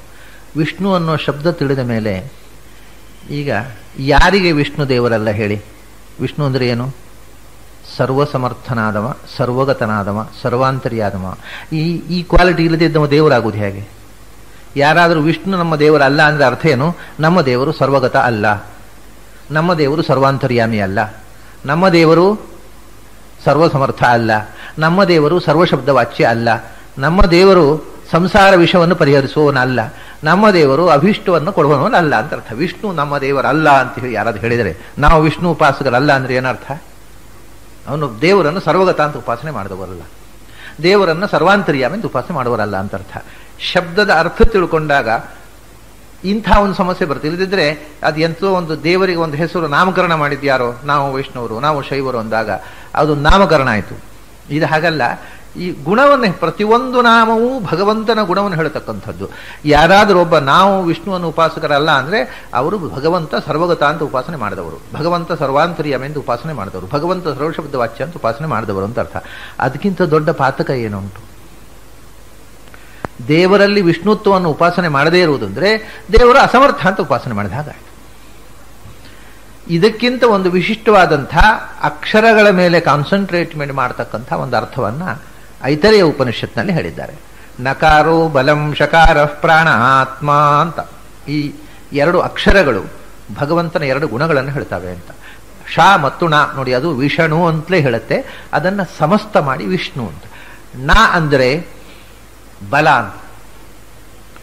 ನಕಾರ ಅನ್ನುವುದು ಬಲವಾಚಕ, ಶ ಅನ್ನುವುದು ಪ್ರಾಣ ಆತ್ಮ, ಎಲ್ಲರ ಒಳಗೂ ಅಂತರ್ಯಾಮಿಯಾಗಿದ್ದು ಎಲ್ಲರನ್ನೂ ಪ್ರೇರಿಸುವವನು ಅಂತ. ಪ್ರೇರಕ, ಸರ್ವ ಪ್ರೇರಕತ್ವ ಮತ್ತು ಬಲಪೂರ್ಣತ್ವ, ಸರ್ವಾಧಿಕವಾದ ಶಕ್ತಿ, ಆ ಶಕ್ತಿಯ ಮೂಲಕ ಸರ್ವ ಪ್ರೇರಣೆ, ಸರ್ವಶಕ್ತ ಮತ್ತು ಸರ್ವ ಪ್ರೇರಕ ಅನ್ನುವುದು ಶಕಾರ ಮತ್ತು ನಕಾರದ ಅರ್ಥ ಅಂತ. ಅದು ಹೇಗೆ ಬಂತು ಅಂದರೆ ಶ ಅಂದರೆ ಶೂ ಅಂತ ಧಾತು, ಶೂ ಅನ್ನುವ ಧಾತುವಿನಿಂದ ಶೂ ಪ್ರೇರಣೆ ಅಂತ, ಅದರಿಂದ ಶ ಅನ್ನುವ ಅಕ್ಷರ ನಿಷ್ಪನ್ನವಾಯಿತು. ಅದರಿಂದ ಸರ್ವ ಪ್ರೇರಕ ಅಂತ ಅರ್ಥ ಬಂತು. ನ ಅಂದರೆ ಸರ್ವಾಧಿಕವಾದ ಬಲವುಳ್ಳವನು. ಯಾಕೆಂದ್ರೆ ನಮು, ನ ಅನ್ನೋದು ನಮು ಪ್ರಹ್ವತ್ವೆ ಅನ್ನುವ ಧಾತುವಿನಿಂದ ಬಂದ. ಎಲ್ಲರನ್ನೂ ನಮಯತಿ, ಎಲ್ಲರನ್ನೂ ತನ್ನ ಪಾದದಡಿಗೆ ಬೀಳಿಸುವವನು, ಎಲ್ಲರಿಗಿಂತ ಅಧಿಕನಾದವನು ಸರ್ವಶಕ್ತ. ಅದರಿಂದ ನ ಅನ್ನೋದು ಸರ್ವಶಕ್ತಿಯನ್ನು, ಶ ಅನ್ನೋದು ಸರ್ವ ಪ್ರೇರಕತ್ವವನ್ನು ಹೇಳ್ತದೆ. ಆದ್ದರಿಂದ ಸರ್ವಸಮರ್ಥನೂ ಸರ್ವರ ಒಳಗಿದ್ದು ಸರ್ವ ಪ್ರೇರಕನೂ ಆದವನು ಷಣ. ಈ ಸರ್ವ ಪ್ರೇರಕತ್ವ ಮತ್ತು ಸರ್ವಶಕ್ತಿ ಅನ್ನೋದು ವಿ ಅಂದರೆ ವಿಶಿಷ್ಟ, ಸರ್ವ ವಿಲಕ್ಷಣ, ಯಾರಲ್ಲೂ ಇಲ್ಲದಷ್ಟು ಅಧಿಕ ಪ್ರಮಾಣದಲ್ಲಿ ಅಂದರೆ ಅನಂತ ಪ್ರಮಾಣದಲ್ಲಿ ಸರ್ವ ಪ್ರೇರಕತ್ವ ಸರ್ವಾಧಿಕತ್ವ ಯಾರಲ್ಲಿ ಇದೆಯೋ ಅವನು ವಿಷಣು, ಅವನೇ ವಿಷ್ಣು ಅಂತ ಇದು ಉಪನಿಷತ್ನಲ್ಲಿ ಹೇಳ್ತಾರೆ. ನಕಾರೋ ಬಲಂ. ಆದ್ರಿಂದ ಯಾವ ಮಂತ್ರವನ್ನು ಜಪಿಸುವಾಗಲೂ ಕೂಡ ಅವರೇನು ಹೇಳ್ತಾರೆ? ಷಣಕಾರಾಂ ಸಂಹಿತಾಂ ಬ್ರೂಯಾತ್, ಸಷಕಾರಾಂ ಸಂಹಿತಾಂ ಬ್ರೂಯಾತ್. ಯಾವ ಮಂತ್ರವನ್ನೇ ಪಠಿಸು, ಯಾವ ನಾಮವನ್ನೇ ಹೇಳು, ಹೇಳುವಾಗ ಭಗವಂತ ಸರ್ವಸಮರ್ಥ, ಭಗವಂತ ಸರ್ವಪ್ರೇರಕ. ಆದ್ದರಿಂದ ವಿಷ್ಣು ಶಬ್ದವಾಚ್ಯ. ಪ್ರತಿಯೊಂದು ಶಬ್ದವೂ, ಪ್ರತಿಯೊಂದು ಅಕ್ಷರವೂ, ಪ್ರತಿಯೊಂದು ಸಂಹಿತೆಯು ಅಂಥ ವಿಷ್ಣುವನ್ನು ಹೇಳುತ್ತೆ ಅನ್ನುವ ಎಚ್ಚರದಿಂದ ಪಠಿಸು ಅಂತ ಐತರೇಯ ಉಪನಿಷತ್ತು ಹೇಳುತ್ತೆ. ಷಣಕಾರಾಂ ಸಷಕಾರಾಂ. ಅದರಿಂದಲೇ ಋಗ್ವೇದದ, ಇದು ಐತರೇಯ ಉಪನಿಷತ್ತು ಋಗ್ವೇದಕ್ಕೆ ಬಂದದ್ದು. ಋಗ್ವೇದದ ಯಾವ ಸೂಕ್ತವನ್ನೇ ತೆಗೆಯಿರಿ ನೀವು, ಆ ಒಂದು ಸೂಕ್ತ ನಕಾರ ಮತ್ತು ಶಕಾರಗಳಿಲ್ಲದ ಸೂಕ್ತವೇ ಇಲ್ಲ. ಅದು ಪ್ರತಿಯೊಂದು ಸೂಕ್ತವು ನಕಾರ ಶಕಾರಗಳನ್ನು ಒಳಗೊಂಡು ಭಗವಂತನ ಸರ್ವಬಲ ಪೂರ್ಣತ್ವ ಮತ್ತು ಸರ್ವ ಪ್ರೇರಕತ್ವವನ್ನು ಒಳಗೊಂಡೇ ಇದೆ. ವಿಷ್ಣು ಅನ್ನುವ ಶಬ್ದ ಪ್ರತಿ ಸೂಕ್ತದಲ್ಲಿ ಇಲ್ಲದೆ ಇರಬಹುದು, ಆದರೆ ಶಕಾರ ನಕಾರಗಳಿಲ್ಲದೆ ಇದ್ದ ಸೂಕ್ತ ಇಲ್ಲ. ಯಾವಾಗಲೂ ವೇದ ಗುಹ್ಯ ಭಾಷೆಯಲ್ಲಿ ಇದೆ. ಭಗವಂತನ ವಿಷ್ಣು ಅನ್ನುವ ಹೆಸರನ್ನ ಶ ಮತ್ತು ನ ಅನ್ನುವ ಅಕ್ಷರಗಳನ್ನು ಪ್ರತಿ ಸೂಕ್ತದಲ್ಲಿ ತುಂಬಿ ಅದು ವಿಷ್ಣು ವಾಚಕ ಅನ್ನೋದನ್ನು ಸೂಚಿಸಿ ಅವರು ಬೇರೆ ಹೆಸರು ಕೊಡ್ತಾರೆ. ಅಗ್ನಿ ಸೂಕ್ತ ಅಂತಾರೆ, ಅದರಲ್ಲಿ ಶ ನ ಬರುತ್ತೆ. ಹೀಗೆ ಇದು ವಿಷ್ಣು ಶಬ್ದದ ವೈದಿಕ ರಹಸ್ಯ.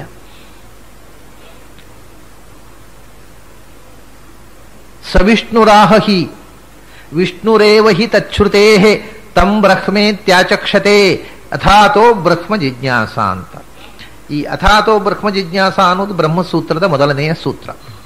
ಅದರ ಮೊದಲು 2 ಗ್ರಂಥಗಳು, ಒಂದು ಕರ್ಮಮೀಮಾಂಸಾ ಅಂತ, ಅದರ ನಂತರ ದೇವಮೀಮಾಂಸಾ ಅಂತ, ಅದರ ನಂತರ ಬ್ರಹ್ಮಮೀಮಾಂಸಾ ಅಂತ 3 ಸೂತ್ರ ಗ್ರಂಥಗಳು. ಕರ್ಮಮೀಮಾಂಸಾ ಅನ್ನುವುದನ್ನ ಜೈಮಿನಿ ಬರೆದದ್ದು 12 ಅಧ್ಯಾಯಗಳದ್ದು, ಅದು ಸಿಗುತ್ತೆ ನಮಗೆ. ಅದರ ನಂತರ 4 ಅಧ್ಯಾಯಗಳ ದೇವಮೀಮಾಂಸಾ ಪೈಲರು ಸಂಕರ್ಷಣ ಸೂತ್ರ ಅಂತದ್ದು, ಸಂಕರ್ಷಣ ಅವರು ಸೇರಿ ಮಾಡಿದ್ದು, ಪೈಲ ಮುನಿ ರಚಿತವಾಗಿರತಕ್ಕಂಥದ್ದು ದೇವಮೀಮಾಂಸಾ ಅಂತ. ಮೊದಲು ಕರ್ಮ, ಯಾವ ಕರ್ಮವನ್ನು ಹೇಗೆ ಮಾಡಬೇಕು, ಅದು ಪ್ರಿಲಿಮಿನರಿ ಕರ್ಮದ ವಿಚಾರ. ಈ ವೇದದಲ್ಲಿ ಹೇಳಿರತಕ್ಕಂಥ ಕರ್ಮಾನುಷ್ಠಾನ ಹೇಗೆ ಎಂತು ಇದು. ಆಮೇಲೆ ಆ ಕರ್ಮದಲ್ಲಿ ಯಾವ್ಯಾವ ದೇವತೆಗಳಿಗೆ ಆಹುತಿ ಕೊಡಬೇಕು, ಆ ದೇವತೆಗಳ ತಾರತಮ್ಯ ಏನು ಎಂತು, ಅದನ್ನು ಹೇಳತಕ್ಕಂಥದ್ದು ದೇವಮೀಮಾಂಸೆ. ಯಾಕಂದ್ರೆ ಒಂದು ಯಜ್ಞ ಅಂತಂದ ಕೂಡಲೇ ಅಲ್ಲಿ 16 ದೇವತೆಗಳು ಬರ್ತಾರೆ. ಅಗ್ನೇ ಸ್ವಾಹ, ವಾಯುವೇ ಸ್ವಾಹ, ಸೂರ್ಯಾಯ ಸ್ವಾಹ, ಇಂದ್ರಾಯ ಸ್ವಾಹ, ಪ್ರಜಾಪತೆಯೇ ಸ್ವಾಹ, ಏನೇನೋ ಬರ್ತವೆ. ಯಾವ್ಯಾವ ದೇವತೆಗಳಿಗೆ ಅಲ್ಲಿ ಆಹುತಿ ಕೊಡಬೇಕು ಅನ್ನತಕ್ಕಂಥ ಮತ್ತು ಆ ದೇವತೆಗಳ ಸ್ಥಾನಮಾನ ಏನು ಅನ್ನೋದನ್ನು ವಿಚಾರ ಮಾಡುವಂತಹದ್ದು ದೇವಮೀಮಾಂಸಾ. ಯಾವ ದೇವತೆಯನ್ನು ನೀನು ಉಪಾಸನೆ ಮಾಡಿದ್ರು ಅಂತತಃ ಅದರ ಅಂತರ್ಯಾಮಿಯಾಗಿರತಕ್ಕ ಭಗವಂತನಿಗೆ ಸಲ್ಲುತ್ತೆ ಅನ್ನೋದು ಬ್ರಹ್ಮಮೀಮಾಂಸಾ, ಕೊನೆಗೆ ಬ್ರಹ್ಮಮೀಮಾಂಸಾ. ಹೀಗೆ 3 ಗ್ರಂಥಗಳದು ವೈದಿಕವಾಗಿ ಬೆಳೆದು ಬಂದದ್ದು ಹಿಂದೆ. ಅದ್ರಲ್ಲಿ ಏನಾಯಿತು, ಕರ್ಮಮೀಮಾಂಸಾ ಉಳಿಯಿತು. ಯಾವ್ಯಾವ ಕರ್ಮವನ್ನು ಮಾಡಬೇಕು ಅನ್ನುವಂಥ ಕರ್ಮಾನುಷ್ಠಾನದ ಗ್ರಂಥ ಉಳಿಯಿತು. ದೇವತೆಗಳ ಈ ಸ್ಥಾನಮಾನವನ್ನು ಹೇಳತಕ್ಕಂಥ ಮೀಮಾಂಸಾ ಉಂಟಲ್ಲ, ಅದು ನಷ್ಟವಾಗಿ ಹೋಗಿದೆ. ಆಮೇಲೆ ಬ್ರಹ್ಮಮೀಮಾಂಸಾ ಉಳಿಯಿತು. ಮೊದಲ 12 ಅಧ್ಯಾಯ, ಕೊನೆಯ 4 ಅಧ್ಯಾಯ ಉಳಿಯಿತು. ಮಧ್ಯದ 4 ಅಧ್ಯಾಯ ಹೋಗಿಬಿಟ್ಟಿದೆ. 13, 14, 15, 16 ಈ 4 ಅಧ್ಯಾಯಗಳು, ಒಟ್ಟಿಗೆ 20 ಅಧ್ಯಾಯಗಳ ಒಂದು ಸಮಷ್ಟಿ ಗ್ರಂಥ ಅದು. ಅದರಲ್ಲಿ ಕೊನೆಯ 4 ಅಧ್ಯಾಯ ವ್ಯಾಸ ರಚನೆ ಮಾಡಿದ್ದು, ಮಧ್ಯದ್ದು ವ್ಯಾಸರು ಅದಕ್ಕೆ ಆದ್ಯಂತ ಸೂತ್ರಗಳನ್ನು ರಚನೆ ಮಾಡಿಕೊಟ್ಟು ಅದನ್ನು ಮಾಡಿಸಿದ್ದು ಪೈಲರ ಹತ್ರ. ಮೊದಲನೇ ಜೈಮಿನಿ, ವ್ಯಾಸ ಶಿಷ್ಯರು 2 ಮಾಡಿದ್ದು, ಜೈಮಿನಿ ಮತ್ತು ಪೈಲರು. ಜೈಮಿನಿ ಸಾಮವೇದದ ಅಧ್ಯಯನ ಮಾಡಿದ ಶಿಷ್ಯ, ಪೈಲರು ಋಗ್ವೇದ ಅಧ್ಯಯನ ಮಾಡಿದ ಶಿಷ್ಯ. ಹಾಗೆ ಅವರಿಬ್ಬರು ಶಿಷ್ಯರ ಕೈಯಲ್ಲಿ ಕರ್ಮಸೂತ್ರವನ್ನು ಆಮೇಲೆ ದೇವತಾ ಸೂತ್ರವನ್ನು ಮಾಡಿಸಿ ಬ್ರಹ್ಮಸೂತ್ರವನ್ನು ತಾನು ರಚನೆ ಮಾಡಿದರು. ಆ ಸುರುವಿನದ್ದು ಜೈಮಿನಿ ಬರೆದದ್ದು ಮತ್ತು ಆ ವ್ಯಾಸರು ಬರೆದದ್ದು ಉಳಿಯಿತು. ಜೈಮಿನಿ ಬರೆದದ್ದು ಈ ಕರ್ಮ ಯಾಜ್ಞಿಕರು ಉಳಿಸಿದರು, ವೇದಾಂತಿಗಳು ಬ್ರಹ್ಮಸೂತ್ರವನ್ನು ಉಳಿಸಿದ್ರು. ಆದರೆ ವೇದಾಂತಿಗಳೇ ಮತ್ತೊಂದು ಕೆಲಸ ಮಾಡಿದ್ರು, ಆಚಾರ್ಯರು ಬರೋ ತನಕ ದೇವತಾ ತಾರತಮ್ಯವನ್ನು ಯಾರೂ ಹೇಳಿರಲಿಲ್ಲ, ಎಲ್ಲ ದೇವರು ಒಂದೇ ಅಂತ. ಹಾಗಾಗಿ ಅವರಿಗೆ ತೊಂದರೆ ಆಯಿತು ವೇದಾಂತಿಗಳಿಗೆ. ದೇವಮೀಮಾಂಸಾ ಅದನ್ನು ನಾಶ ಮಾಡಿಬಿಟ್ರು. ವೇದಾಂತಿಗಳು ಮಾಡಿದ ಕೆಟ್ಟ ಕೆಲಸ ಆದರೆ ದೇವಮೀಮಾಂಸವನ್ನು ನಾಶ ಮಾಡಿದ. ಆಚಾರ್ಯರ ಹಿಂದೆ ಬಂದ ಎಲ್ಲ ಫಿಲಾಸಫರ್ಸು ಎಲ್ಲ ದೇವತೆಗಳು ಒಂದೇ ಥರ, ಎಲ್ಲರೂ ಕೂಡ ಭಗವತ್ ಸ್ವರೂಪ, ಅದರಲ್ಲೇನು ತಾರತಮ್ಯ ಇಲ್ಲ ಅಂತ ಹೇಳಿದರು. ಅದರಿಂದ ಏನಾಯ್ತು ಅಂದರೆ ಅವರಿಗೆ ತೊಂದರೆ ಆಯ್ತು ಈ ದೇವಮೀಮಾಂಸಾ, ಅದನ್ನ ಮೂಲೆಪಾಲು ಮಾಡಿದ್ರು. ಹಾಗಾಗಿ ದೇವಮೀಮಾಂಸಾ ಅನ್ನುವ ಗ್ರಂಥ ಸಿಗದೇ ಹೋಯಿತು. ಅದರ ಕೊನೆ 2 ಸೂತ್ರ, ಅದರ ಒಂದು 3-4 ಸೂತ್ರಗಳನ್ನ ಆಚಾರ್ಯರು ಕೋಟ್ ಮಾಡಿದ್ದಾರೆ. ಅಷ್ಟೇ ನಮಗೀಗ ಸಿಗೋದು ದೇವಮೀಮಾಂಸಾ ಅಂದ್ರೆ. ನಮಗೂ ಆಚಾರ್ಯರು ಕೋಟ್ ಮಾಡಿದ ಒಂದು 4 ಸೂತ್ರಗಳು. ಅದರ ಕೊನೆ 2 ಸೂತ್ರವನ್ನು ಆಚಾರ್ಯರು ಹೇಳಿದ್ದಾರೆ. ಅಥಾತೋ ಬ್ರಹ್ಮ ಜಿಜ್ಞಾಸ, ನಾನು ಹೇಳಿದೆ ವಿವೇಶ ಭೂತಾನಿ ಚರಾಚರಾಣಿ, ಸಮಸ್ತ ಪ್ರಪಂಚಗಳ ಚರಾಚರಾತ್ಮಕವಾದ ಪ್ರಪಂಚದ ಒಳಗೆ ಪ್ರವೇಶಿಸಿದ್ದರಿಂದ ಅವನು ವಿಷ್ಣು ಅಂತ ನಾರಾಯಣ ಉಪನಿಷತ್ನಲ್ಲಿ ಹೇಳಿದ್ದಾರೆ ಅಂತ. ಅದನ್ನೇ ತದೇವ ಬ್ರಹ್ಮ, ಅದೇ ಬ್ರಹ್ಮಶಬ್ದವಾಚ್ಯ ಅಂತ ಹೇಳಿದ್ದಾರೆ ಅಂತ. ಅದನ್ನೇ ವೇದವ್ಯಾಸರು ಹೇಳ್ತಾರೆ ನೋಡಿ. ಅಥಾತೋ ಬ್ರಹ್ಮ ಜಿಜ್ಞಾಸ ಅಂತ ಹೇಳಿದರು. ಬ್ರಹ್ಮ ತತ್ವದ ವಿಚಾರ. ಬ್ರಹ್ಮ ಅಂದ್ರೆ ಯಾರು ಅಂದ್ರೆ ಅದಕ್ಕೆ ದೇವಮೀಮಾಂಸಾದ ಕೊನೆಯನ್ನು 16ನೇ ಅಧ್ಯಾಯ ಓದಿ 17ನೇ ಅಧ್ಯಾಯಕ್ಕೆ ಬಂದಿದ್ರೆ ಆ ಪ್ರಶ್ನೆಯೇ ಬರ್ತಿಲ್ಲ. ದೇವಮೀಮಾಂಸಾವನ್ನು ನಾಶ ಮಾಡಿಬಿಟ್ರು. ದೇವಮೀಮಾಂಸಾದಲ್ಲಿ ಕೊನೆಯ ಸೂತ್ರಗಳು ಇದು ಏನು ಅಂದ್ರೆ ವಿಷ್ಣುರೇವ ಹಿ ತಚ್ಛ್ರುತೇಹೇ, ಇದನ್ನ ಸವಿಷ್ಣುರಾಹಿ ಅಂತ ಕೆಲವರು ಹೇಳ್ತಾರೆ. ಸವಿಷ್ಣುರಾಹಿ ಅನ್ನೋದು ಆಚಾರ್ಯರು ಅದರ ಅರ್ಥಾನುವಾದ ಮಾಡಿದ್ದು ಸೂತ್ರ ಅಲ್ಲ. ವಿಷ್ಣುರೇವ ಹಿ ತಚ್ಛ್ರುತೇಹೇ ಅನ್ನೋದು ಅದರ ಉಪಾಂತ್ಯ ಸೂತ್ರ, ಕೊನೆಯದಲ್ಲ ಅದರ ಮೊದಲನೇದು. ಅದರಲ್ಲಿ ಹೇಳ್ತಾರೆ ಸಮಸ್ತ ವೇದಗಳಲ್ಲಿ ಎಲ್ಲ ದೇವತೆಗಳ ಒಳಗೂ ಇದ್ದು ಎಲ್ಲ ದೇವತೆಗಳಿಗಿಂತ ಹಿರಿಯನಾದವನು ಯಾರು ಅಂದ್ರೆ ವಿಷ್ಣುರೇವಹಿ. ಎಲ್ಲದರ ಒಳಗೂ ಅಂತರ್ಯಾಮಿಯಾಗಿದ್ದು ಎಲ್ಲವನ್ನೂ ಸ್ವೀಕರಿಸುವನು ವಿಷ್ಣುವೇ. ಯಾಕೆ ತಚ್ಛ್ರುತೇ, ಹಾಗೆ ಶ್ರುತಿಯಲ್ಲಿ ಹೇಳಿದ್ದರಿಂದ. ವಿವೇಶ ಭೂತಾನಿ ಚರಾಚರಾಣಿ, ಅವನನ್ನೇ ತಂ ಬ್ರಹ್ಮೇತ್ಯಾಚಕ್ಷತೆ, ಅವನನ್ನೇ ವೇದದಲ್ಲಿ ಬ್ರಹ್ಮ ಅಂತ ಕರೀತಾರೆ ಅಂತ ಹೇಳಿ ವಿಷ್ಣುವನ್ನೇ ಬ್ರಹ್ಮ ಅಂತ ಕರೀತಾರೆ ಅಂತ ಆದ್ಮೇಲೆ ಅಥಾತೋ ಬ್ರಹ್ಮ ಜಿಜ್ಞಾಸ, ಆಮೇಲೆ ಬ್ರಹ್ಮದ ವಿಚಾರ ಅಂದ್ರೆ ವಿಷ್ಣು ವಿಚಾರ ಅಂತ ಆಯ್ತಲ್ಲ. ಈ ಮೊದಲನೇ ಸೂತ್ರ ಎಲ್ಲಾದರೂ ಇವತ್ತು ಉಪಲಬ್ಧವಾಗಿದ್ದಿದ್ರೆ ಇಡೀ ಮೀಮಾಂಸಾ, ಈ ಬ್ರಹ್ಮ ಜಿಜ್ಞಾಸ ಅಂದ್ರೆ ಯಾರ ಜಿಜ್ಞಾಸೆ ಅಂತ ಪ್ರಶ್ನೆಯೇ ಬರ್ತಿರ್ಲಿಲ್ಲ. ಆ ಮೊದಲನೆಯ ಗ್ರಂಥವನ್ನ ಕಳ್ಕೊಂಡದ್ದರಿಂದ ಅದರಲ್ಲಿ ಮೊದಲು ವಿಷ್ಣುವಿಗೆ ಬ್ರಹ್ಮ ಅಂತ ಹೆಸರು ಅಂತ ಹೇಳಿ ಆಮೇಲೆ ನಾವೀಗ ಬ್ರಹ್ಮನ ವಿಚಾರ ಮಾಡ್ತೇವೆ ಅಂದ್ರೆ ವಿಷ್ಣುವಿನ ವಿಚಾರ ಮಾಡೋದು ಅಂತ ಸಹಜವಾಗಿ ಆಗ್ತಿತ್ತು. ಇದನ್ನು ಆಚಾರ್ಯರು ನೋಡಿಯಪ್ಪ, ಅದರ ಮೊದಲು 2 ಸೂತ್ರಗಳಿವೆ, ವಿಷ್ಣುರೇವಹಿ ತಚ್ಛ್ರುತೇಹೇ ತಂ ಬ್ರಹ್ಮೇತ್ಯಾಚಕ್ಷತೆ ಅಂತ. ಅದರ ನಂತರ ಅಥಾತೋ ಬ್ರಹ್ಮ ಜಿಜ್ಞಾಸ ಅಂತ ವೇದವ್ಯಾಸರು ಸೂತ್ರ ರಚನೆ ಮಾಡಿದ್ದು. ಆ ಮೊದಲನೆಯ ಸೂತ್ರಕ್ಕೆ ಹೊಂದಿಕೆಯಾಗಿ ನೀವು ಇದನ್ನು ನೋಡಿದರೆ ಇದು ವಿಷ್ಣುವಾಚಕ ಅನ್ನೋದು ಸ್ಪಷ್ಟವಾಗುತ್ತೆ. ಅದಕ್ಕೋಸ್ಕರವೇ ಆಚಾರ್ಯರು ಬ್ರಹ್ಮಸೂತ್ರದಲ್ಲಿ ಭಾಷ್ಯ ಬರೆಯುವಾಗ ಬ್ರಹ್ಮ ಶಬ್ದಶ್ಚ ವಿಷ್ಣಾವೇವ ಅಂತ ಬರೆದರು. ಬೇರೆ ಶಬ್ದ ಯಾವುದು ಬಳಸಲಿಲ್ಲ. ಬ್ರಹ್ಮ ಶಬ್ದ ಅನ್ನೋದು ವಿಷ್ಣುವಾಚಕ. ಯಾಕೆಂದ್ರೆ ಸವಿಷ್ಣುರ್ ತಂ ವಿಷ್ಣುರೇವ ಹಿ ತಚ್ಛ್ರುತೇಹೇ ತಂ ಬ್ರಹ್ಮೇತ್ಯಾಚಕ್ಷತೆ ಅಂತ ವಿಷ್ಣುವನ್ನೇ ಬ್ರಹ್ಮ ಅಂತ ಕರೀತಾರೆ ಅಂತ ಪೂರ್ವ ಸೂತ್ರದಲ್ಲಿ ಬಂದಿರತಕ್ಕ ಶಬ್ದ ವಿಷ್ಣು. ಅದಕ್ಕೋಸ್ಕರ ವಿಷ್ಣು ಅಂತ ಹೇಳಿದರು. ಹೊರತು ಇನ್ನು ಅನೇಕ ಮಂದಿ ಹೇಳುವ ಹಾಗೆ ಸೂತ್ರದ ಸಂಖ್ಯೆಯನ್ನು ಸೂಚಿಸುವುದಕ್ಕೋಸ್ಕರ ಅಲ್ಲ. ವಿಷ್ಣು ಶಬ್ದ 564 ಅನ್ನುವ ಸಂಖ್ಯೆಯನ್ನು ಸೂಚಿಸುತ್ತದೆ. ಬ್ರಹ್ಮಸೂತ್ರವು 564, ಅದರಿಂದ ವಿಷ್ಣು ಶಬ್ದವನ್ನು ಬಳಸಿದ್ದಾರೆ ಅನ್ನುವುದು ಸರಿಯಲ್ಲ. ಬ್ರಹ್ಮಸೂತ್ರ 564 ಇಲ್ಲ, 562 ಇರೋದು. ಹೀಗೆ ಅದು ಸೂತ್ರದ ಸಂಖ್ಯೆಯನ್ನು ನಿಮಗೆ ಹೇಳಬೇಕಾಗಿದ್ದರೆ ಆತ್ಮ ಶಬ್ದ ಸೂತ್ರದ ಸಂಖ್ಯೆಯನ್ನು ಹೇಳುತ್ತೆ. ಆತ್ಮ ಬ್ರಹ್ಮೇತಿ ಪರಮಾತ್ಮೇತಿ ಭಗವಾನ್ ಆತ್ಮ ಅಂತ ಅನ್ನುವಂಥದ್ದು ಭಗವಂತನ ಮುಖ್ಯ ಶಬ್ದ. ಆತ್ಮ ಶಬ್ದ ಅಂತ ಅಲ್ಲಲ್ಲಿ ಪ್ರಯೋಗ ಮಾಡ್ತಾರೆ. ಆತ್ಮ ಶಬ್ದ ಅನ್ನೋದು ಪರಮಾತ್ಮ ವಾಚಕ ಅಂತ. ಆತ್ಮ ಅನ್ನೋದು 564 ಅನ್ನೋದನ್ನ 562 ಅನ್ನೋದನ್ನು ಹೇಳ್ತಕ್ಕಂಥದ್ದು. 562 ಸೂತ್ರಗಳಿರುವುದು. ಆತ್ಮ ಅನ್ನೋದು 562 ಅನ್ನೋದರ ಸಂಖ್ಯೆ. ಯಾಕೆಂದ್ರೆ ಮಾ ಅಂದ್ರೆ 5, ತಾ ಅಂದ್ರೆ 6, ಆ ಅಂದ್ರೆ 2, 562 ಆಯ್ತಲ್ಲಿ. ಹೀಗೆ ಆತ್ಮ ಶಬ್ದ ಅನ್ನೋದು ಬ್ರಹ್ಮಸೂತ್ರದ ಸಂಖ್ಯೆಯ ವಾಚಕ ಆಗಬಹುದು, ಹೊರತು ವಿಷ್ಣು ಶಬ್ದ ಬ್ರಹ್ಮಸೂತ್ರದ ಸಂಖ್ಯೆಯ ವಾಚಕ ಆಗೋದಿಲ್ಲ. ಅದು ಬ್ರಹ್ಮಸೂತ್ರ ಆದ ಸಂಖ್ಯೆಯ ಬಗ್ಗೆ ಗೊಂದಲದಿಂದ ಆಗಿರತಕ್ಕಂಥ ವಿಚಾರ, ಅದು ಸರಿಯಾದಂಥ ವಿಷಯ ಅಲ್ಲ. ಈಗ ಹಾಗೆ ವಿಷ್ಣು ಶಬ್ದ ಅನ್ನೋದು ಬ್ರಹ್ಮಸೂತ್ರ ದೇವಮೀಮಾಂಸಾದಲ್ಲಿ ಬಂದಿರತಕ್ಕಂಥ ಒಂದು ವಿಶಿಷ್ಟವಾದ ಐತರೆಯ ಉಪನಿಷತ್ತಿನಲ್ಲಿ ನಿರ್ವಚನ ಮಾಡಿರತಕ್ಕ ಮತ್ತು ಎಲ್ಲ ಸೂಕ್ತಗಳಲ್ಲೂ ಅಂತರ್ಗತವಾಗಿರುವುದು. ಶಾಣ ಅನ್ನುವ ಅಕ್ಷರಗಳನ್ನು ಪ್ರಯೋಗ ಮಾಡುವ ಮೂಲಕ ಅದರ ಅರ್ಥವನ್ನು ಅಂತರ್ಗತಗೊಳಿಸಿರತಕ್ಕಂಥ ನಾಮ ಅದು ವಿಷ್ಣು. ವಿಷ್ಣು ಸೃಜಿಷ್ಣು ಗ್ರಸಿಷ್ಣು ಅಂತ ಒಂದು ಸ್ವಾರಸ್ಯವಾದ ವಿಶೇಷಣ ಹಾಕ್ತಾರೆ ಆಚಾರ್ಯ. ನೀನು ವಿಷ್ಣು. ಸಾಮಾನ್ಯ ಜನರು ಏನು ಹೇಳೋದು, ಬ್ರಹ್ಮ ಸೃಷ್ಟಿ ಮಾಡಿದ, ವಿಷ್ಣು ಪಾಲನೆ ಮಾಡಿದ, ಶಿವ ಸಂಹಾರ ಮಾಡಿದ ಅಂತ. ಆಚಾರ್ಯ ನೀನು ವಿಷ್ಣು ಅಲ್ವಾ ಅಂದರೆ ಪಾಲನೆ ಮಾಡುವಂತಲ್ಲ. ನಾನು ನಿನ್ನನ್ನೇನು ಉಪಾಸ ಮಾಡ್ತಾನೆ, ಸೃಜಿಷ್ಣು ಸೃಷ್ಟಿ ಮಾಡುವವನು, ಗ್ರಸಿಷ್ಣು ಸಂಹಾರ ಮಾಡುವವನು ಅಂತ ನಿನ್ನನ್ನೇ ಪಾಲನೆ ಮಾಡುವವನು ನೀನು. ಸೃಷ್ಟಿ ಮಾಡುವವರು ಬೇರೆ, ಸಂಹಾರ ಮಾಡುವವರು ಬೇರೆ ಅಂತ ಕೆಲವರ ಕಲ್ಪನೆದಾಗ ಆಚಾರ ಆ 2 ವಿಷಯ ವಿಷ್ಣು ಸೃಜಿಷ್ಣು ಗ್ರಸಿಷ್ಣು ಅಂತ. ನೀನು ಪಾಲನೆ ಮಾಡುವವ ವಿಷ್ಣು ಅಂದ್ರೆ ಸರ್ವಪಾಲಕ ಅಷ್ಟೇ ಅಲ್ಲ, ನೀನು ಸರ್ವ ಸೃಷ್ಟಿ ಮಾಡಿದವನು ನೀನೆ, ಸರ್ವ ಸಂಹಾರ ಮಾಡಿದವನು ನೀನೆ. ವಿಷ್ಣು ಸೃಜಿಷ್ಣು ಗ್ರಸಿಷ್ಣು ಬೇಕು ಅಂತ ಬ್ರಹ್ಮನಲ್ಲಿಯೂ ಶಿವನಲ್ಲಿಯೂ ಇರತಕ್ಕಂಥ ಏನು ಕಥೆ ಅದನ್ನ ಆ ಭಗವಂತನ ಬ್ರಹ್ಮನ ಒಳಗಿದ್ದು ಸೃಷ್ಟಿ ಮಾಡತಕ್ಕ ವಿಷ್ಣುವು ನೀನೆ, ಶಿವನ ಒಳಗಿದ್ದು ಗ್ರಸಿಷ್ಣು ಎಲ್ಲವನ್ನು ಗ್ರಸನ ಅಂದರೆ ಎಲ್ಲವನ್ನು ಕಬಳಿಸುವುದು, ಸಂಹಾರ ಮಾಡಿ ಕೊನೆಗೆ ನಾಶ ಮಾಡತಕ್ಕಂಥ ಸರ್ವಗ್ರಾಸ ಅಂಥ ಗ್ರಸಿಷ್ಣುವು ನೀನು, ನಾಶ ಮಾಡತಕ್ಕವನು ನೀನು, ಸೃಷ್ಟಿ ಮಾಡತಕ್ಕವನು ನೀನು, ಪಾಲನೆ ಮಾಡುವುದಕ್ಕೆ ವಿಷ್ಣು ನಾಮಕ ವಿಶೇಷ ರೂಪವನ್ನು ಸ್ವೀಕರಿಸಿ ವಿಷ್ಣು ನಾಮಕನಾದವನು ನೀನೆ. ವಿಷ್ಣುವಿನಲ್ಲೇ ಸೃಷ್ಟಿ ಸಂಹಾರಗಳು ಹೊರತು ಇನ್ಯಾರೋ ದೇವತೆಗಳು ಸೃಷ್ಟಿ ಸಂಹಾರವನ್ನು ಮಾಡುವುದಿಲ್ಲ.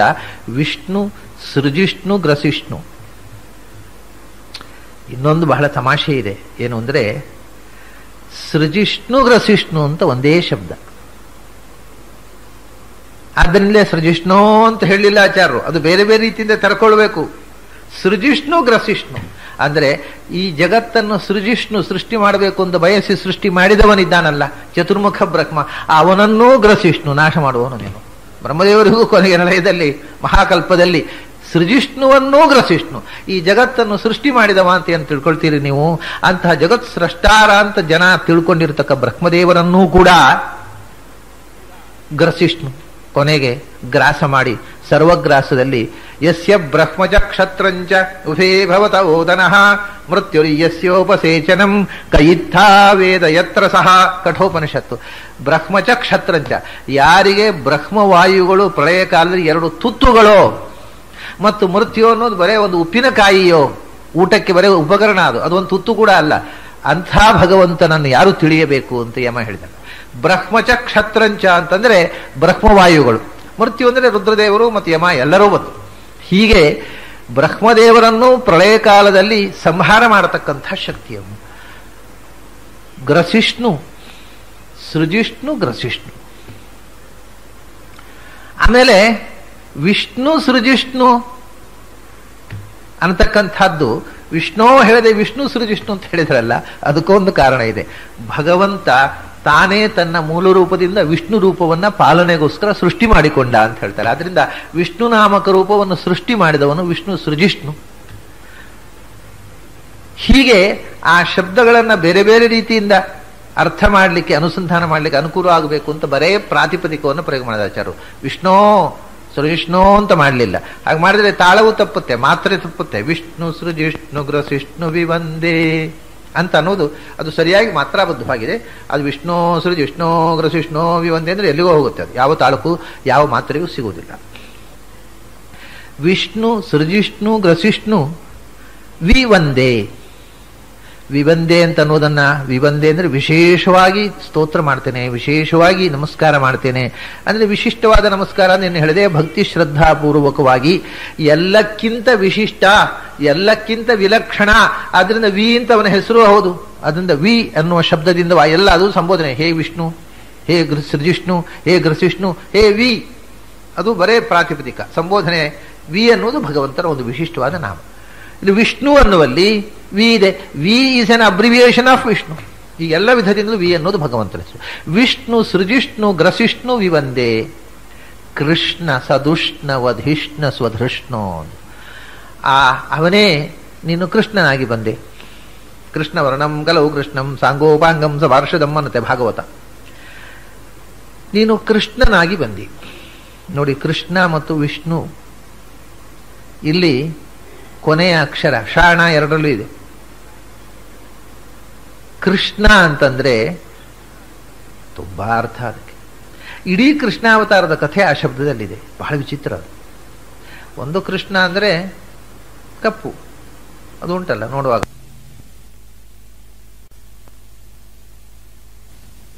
ಓಹೋ, ಆದ್ರಿಂದ ಕೃಷ್ಣವರ್ಣ. ಕೃಷ್ಣ ಕಪ್ಪಿದ್ದ, ನೀಲವರ್ಣ, ನೀಲಮೇಘ ಶ್ಯಾಮ, ತಮಾಲ ಶ್ಯಾಮಲಾಕೃತಿ ಅಂತೆಲ್ಲ ಹೇಳ್ತಾರೆ. ಆ ನೀಲವರ್ಣದ ಅರ್ಥ ಏನು, ಅದರ ನೀಲವರ್ಣ ಯಾವಾಗ ಇರುತ್ತೆ, ಹೇಗಿರುತ್ತೆ, ಅದರ ವಿವರಗಳನ್ನೆಲ್ಲ ಹಿಂದೆ ಹೇಳಿದ್ದೆ ನಾನು. ಕೃಷ್ಣ ವರ್ಣನಾದ್ದರಿಂದ ಕೃಷ್ಣ, ಎಲ್ಲರಿಗಿಂತ ಉತ್ಕೃಷ್ಟನಾದ್ದರಿಂದ ಕೃಷ್ಣ, ಎಲ್ಲರನ್ನೂ ಆಕರ್ಷಣೆ ಮಾಡಿದವನಾದ್ದರಿಂದ ಕೃಷ್ಣ. ಅಷ್ಟೂ ಮೋಹಕ ರೂಪ ಅಂತ ಆಚಾರ್ಯ. ಸುಲಲಿತ ತನುವರ, ಎಲ್ಲಕ್ಕಿಂತ ಚಂದದ ರೂಪ ಅಂತ ಹೇಳಿದರೆ ಎಲ್ಲರನ್ನೂ ಆಕರ್ಷಣೆ ಮಾಡಿದ ರೂಪ. ಆಕರ್ಷಕ ಆದ್ದರಿಂದ ಕೃಷ್ಣ, ಉತ್ಕೃಷ್ಟ ಆದ್ದರಿಂದ ಕೃಷ್ಣ, ಕಪ್ಪು ಬಣ್ಣದವನಾದ್ದರಿಂದ ಕೃಷ್ಣ, ಮತ್ತೆ ಬ್ರಹ್ಮರುದ್ರಾದಿ ಸಮಸ್ತ ದೇವತೆಗಳನ್ನು ಅವರವರ ಕರ್ತವ್ಯಕ್ಕೆ ಕರ್ಷಣ ಮಾಡಿದವನು, ನಿಯಮಿಸಿದವನು, ಆದ್ದರಿಂದ ಕೃಷ್ಣ. ಇದು ಆಯಿತು. ಆಮೇಲೆ ಶಾಣ ಇದ್ದೇ ಇದೆ ನೋಡಿ ಇದರಲ್ಲಿ. ಶಕಾರ ನಕಾರಗಳು. ಕೃ ಅಂದರೆ ಡುಕೃನ್ಯು ಕರ್ಣೆ, ಜಗತ್ತಿನ ಸ್ರಷ್ಟಾರನಾಗಿ, ಆಮೇಲೆ ಈ ಜ್ಞಾನಾನಂದ ಸರ್ವನಿಯಾಮಕತ್ವ ಸರ್ವಬಲ ಸ್ವರೂಪತ್ವವನ್ನು ಉಳಿಸಿಕೊಂಡವ ಕೃಷ್ಣ. ಇನ್ನೊಂದು ಕೃಷಿಣ ಅಂತ ಒಂದು ಅರ್ಥ ಬೇಕು. ಕೃಷಣ ಅಲ್ಲ, ಕೃಷಿಣ. ಕೃಷಿ ಅಂದ್ರೆ ಭೂಮಿ, ಎಲ್ಲಿ ಕೃಷಿ ಮಾಡ್ತೇವೋ ಅದು. ನ ಅಂದ್ರೆ ಆನಂದ, ಭೂಮಿಗೆ ಇಳಿದು ಬಂದ ಆನಂದಮಯ ಅಂತ ಅರ್ಥ. ಕೃಷಿಗೆ ಆನಂದವನ್ನು, ಭೂಮಿಗೆ ಇಳಿದು ಬಂದು ಆನಂದವನ್ನು ಕೊಟ್ಟವ ಕೃಷ್ಣ. ಭೂಮಿಗೆ ಇಳಿದು ಬಂದ ಆನಂದಮಯ ಕೃಷ್ಣ. ಆಮೇಲೆ ಕೃಷ್ಣ ಅಂದ್ರೆ ಇಡೀ ಅವತಾರ ಕೃಷ್ಣವೇ. ಎಲ್ಲ ಕಥೆ ಬಂತು. ಬಾಲ್ಯದಲ್ಲಿ ಕರ್ಷಣ ಅಂದರೆ ಎಳೆಯುವುದು, ಹೀರುವುದು. ಮೊಟ್ಟ ಮೊದಲು ಸೆರೆಮನೆಯಲ್ಲಿ ಅವತರಿಸಿ ಅಲ್ಲಿಂದ ವಸುದೇವನನ್ನ ಸೆರೆಮನೆಯಿಂದ ನಂದಗೋಪ ಇದ್ದಂಥ ಆ ಕಾಡಿಗೆ ಕರ್ಷಣ ಮಾಡಿದವ, ಕರ್ಕೊಂಡು ಹೋದವ. ಕಾಡಿಗೆ ಹೋಗುವಾಗ ದಾರಿಯಲ್ಲಿ ಯಮುನೆಯ ನೀರನ್ನು ಕರ್ಷಣ ಮಾಡಿದವ. ಆಮೇಲೆ ಅಲ್ಲಿ ಪೂತನೆಯ ಹಸುವನ್ನು ಕರ್ಷಣ ಮಾಡಿದವ. ಎಲ್ಲ ಕೃಷ್ಣನ ಕಥೆ ಈ ಒಂದು ಹೆಸರಿನಲ್ಲಿ ತುಂಬಿಬಿಡುತ್ತೆ. ಹಸು ಆ ಪೂತನೆಯ ಹಾಲನ್ನು, ಎದೆ ಹಾಲನ್ನು ಕರ್ಷಣ ಅಂದ್ರೆ ಹೀರುವುದು, ಹೀರಿದವ. ಅದರ ಜೊತೆಗೆ ಅವಳ ಹಸುವನ್ನು ಕೃಷ್ಣ ಕರ್ಷಣ ಮಾಡಿದವ, ಹೀರಿದವ. ಆಮೇಲೆ ಶಕಟಾಸುರನನ್ನ ಕಾಲಿನಲ್ಲಿ ಒದ್ದು ಕರ್ಷಣ ಮಾಡಿದವ. ತೃಣಾವರ್ತನನ್ನ ಮೇಲಕ್ಕೆ ಇವನನ್ನ ಹಾರಿಸಿಕೊಂಡು ಹೋದ, ಸುಂಟರ ಗಾಳಿಯನ್ನ ಕೆಳಕ್ಕೆ ಕರ್ಷಣ ಮಾಡಿ ನಾಶ ಮಾಡಿದವ. ಹೀಗೆ ನೀವು ಕೃಷ್ಣನ ಕಥೆ ಯಾವುದು ತಗೊಂಡು ಅದು ಕೃಷ್ಣ ಆಗತ್ತೆ. ಕೃಷ್ಣ ಅನ್ನೋ ಶಬ್ದದಲ್ಲಿ ಕೃಷ್ಣನ ಎಲ್ಲ ಕಥೆ. ಆಮೇಲೆ ಬೆಳೆದು ಆ ಅಲ್ಲಿ ವೃಂದಾವನದ ಗೋಪಿಯರಿಗೆಲ್ಲ ಆಕರ್ಷಕನಾದ, ಗೋಪಿಯರ ಮನಸ್ಸನ್ನು ಕರ್ಷಣ ಮಾಡಿದ, ಗೋಪಿಕಾಸ್ತ್ರೀಯ ಮನೆಯಲ್ಲಿದ್ದಂತಹ ಬೆಣ್ಣೆಯನ್ನು ಕರ್ಷಣ ಮಾಡಿದ, ಗೋಪಿಕಾಸ್ತ್ರೀಯರ ಬಟ್ಟೆಯನ್ನು ಕರ್ಷಣ ಮಾಡಿದ, ಕೊನೆಗೆ ಅಲ್ಲಿಗೆ ಹೋಗಿ ಬಿಲ್ಲ ಹಬ್ಬದಲ್ಲಿ ಬಿಲ್ಲನ್ನು ಕರ್ಷಣ ಮಾಡಿದ, ಕೊನೆಗೆ ಕಂಸನನ್ನೇ ಕರ್ಷಣ ಮಾಡಿದ. ಏನು ಇಡೀ ಕೃಷ್ಣ ಕಥೆ ಅನ್ನೋದು ಈ ಅಕ್ಷರದಲ್ಲಿ ತುಂಬಿದೆ. ಭಾರಿ ಅದ್ಭುತವಾದ ಹೆಸರಿದು. 1-2 ಅಕ್ಷರ ನೀವು ಕೃಷ್ಣ ಅನ್ನೋದನ್ನು ಮನಸ್ಸಿನಲ್ಲಿ ಯೋಚನೆ ಮಾಡಿದರೆ ಇಡೀ ಭಾಗವತದ ಕಥೆ ಅದರಲ್ಲಿ ಬಂದುಬಿಡುತ್ತೆ. ಕೊನೆಗೆ ಅರ್ಜುನನ ಸಾರಥಿಯಾಗಿ ಅರ್ಜುನನ ರಥದ ಕರ್ಷಣ ಮಾಡಿದ ಮತ್ತು ಅಲ್ಲಿ ಸೇರಿದ 18 ಅಕ್ಷೋಹಿಣಿ ಸೇನೆಯ ಜೀವಗಳ ಕರ್ಷಣ ಮಾಡಿದ. ವಿಶ್ವರೂಪ ತೋರಿಸಿ ತಾಯಿ ಯಶೋದೆಯ ಮೋಹವನ್ನು ಕರ್ಷಣ ಮಾಡಿದ. ದುರ್ಯೋಧನ ಸಂಧಾನಕ್ಕೋಸ್ಕರ ಹೋಗಿ ಹಸ್ತಿನಪುರದಲ್ಲಿ ಧೃತರಾಷ್ಟ್ರನ ರಾಜ್ಯಸಭೆಯಲ್ಲಿ ವಿಶ್ವರೂಪ ತೋರಿಸಿ ದುರ್ಯೋಧನನ ಗರ್ವವನ್ನು ಕರ್ಷಣ ಮಾಡಿದ. ಅರ್ಜುನನಿಗೆ ವಿಶ್ವರೂಪ ತೋರಿಸಿ ಅವನಲ್ಲಿರತಕ್ಕಂಥ ಅಜ್ಞಾನವನ್ನು ಕರ್ಷಣ ಮಾಡಿದ. ಹೀಗೆ ನೀವು ಯಾವ ಕಥೆ ತಗೊಂಡ್ರು ಭಗವದ್ಗೀತೆಯನ್ನು ಉಪದೇಶಿಸಿ ಅರ್ಜುನನಿಗೆ ಮತ್ತು ಅರ್ಜುನನ ಮೂಲಕ ಸಮಸ್ತ ಮಾನವ ಕುಲದ ಅಜ್ಞಾನವನ್ನು ಕರ್ಷಣ ಮಾಡಿದ. ಯಾವ ಕಥೆ ತಗೊಳ್ರಿ ಕೃಷ್ಣನದ್ದು ಅದು ಕೃಷ್ಣ ಅನ್ನೋ ಶಬ್ದದಲ್ಲಿ ಬಂದುಬಿಡ್ತದೆ. ಬಹಳ ವಿಚಿತ್ರವಾದ ನಾಮ ಅದು. ಅದನ್ನು 100 ಬಗೆಯಿಂದ ಅರ್ಥ ಮಾಡಿಕೊಂಡು ಇಡೀ ಕೃಷ್ಣನ ಕಥೆಯನ್ನು ಬರೇ 2 ಅಕ್ಷರದಲ್ಲಿ ತುಂಬಲಿಕ್ಕೆ. ಅಂಥ ಕೃಷ್ಣ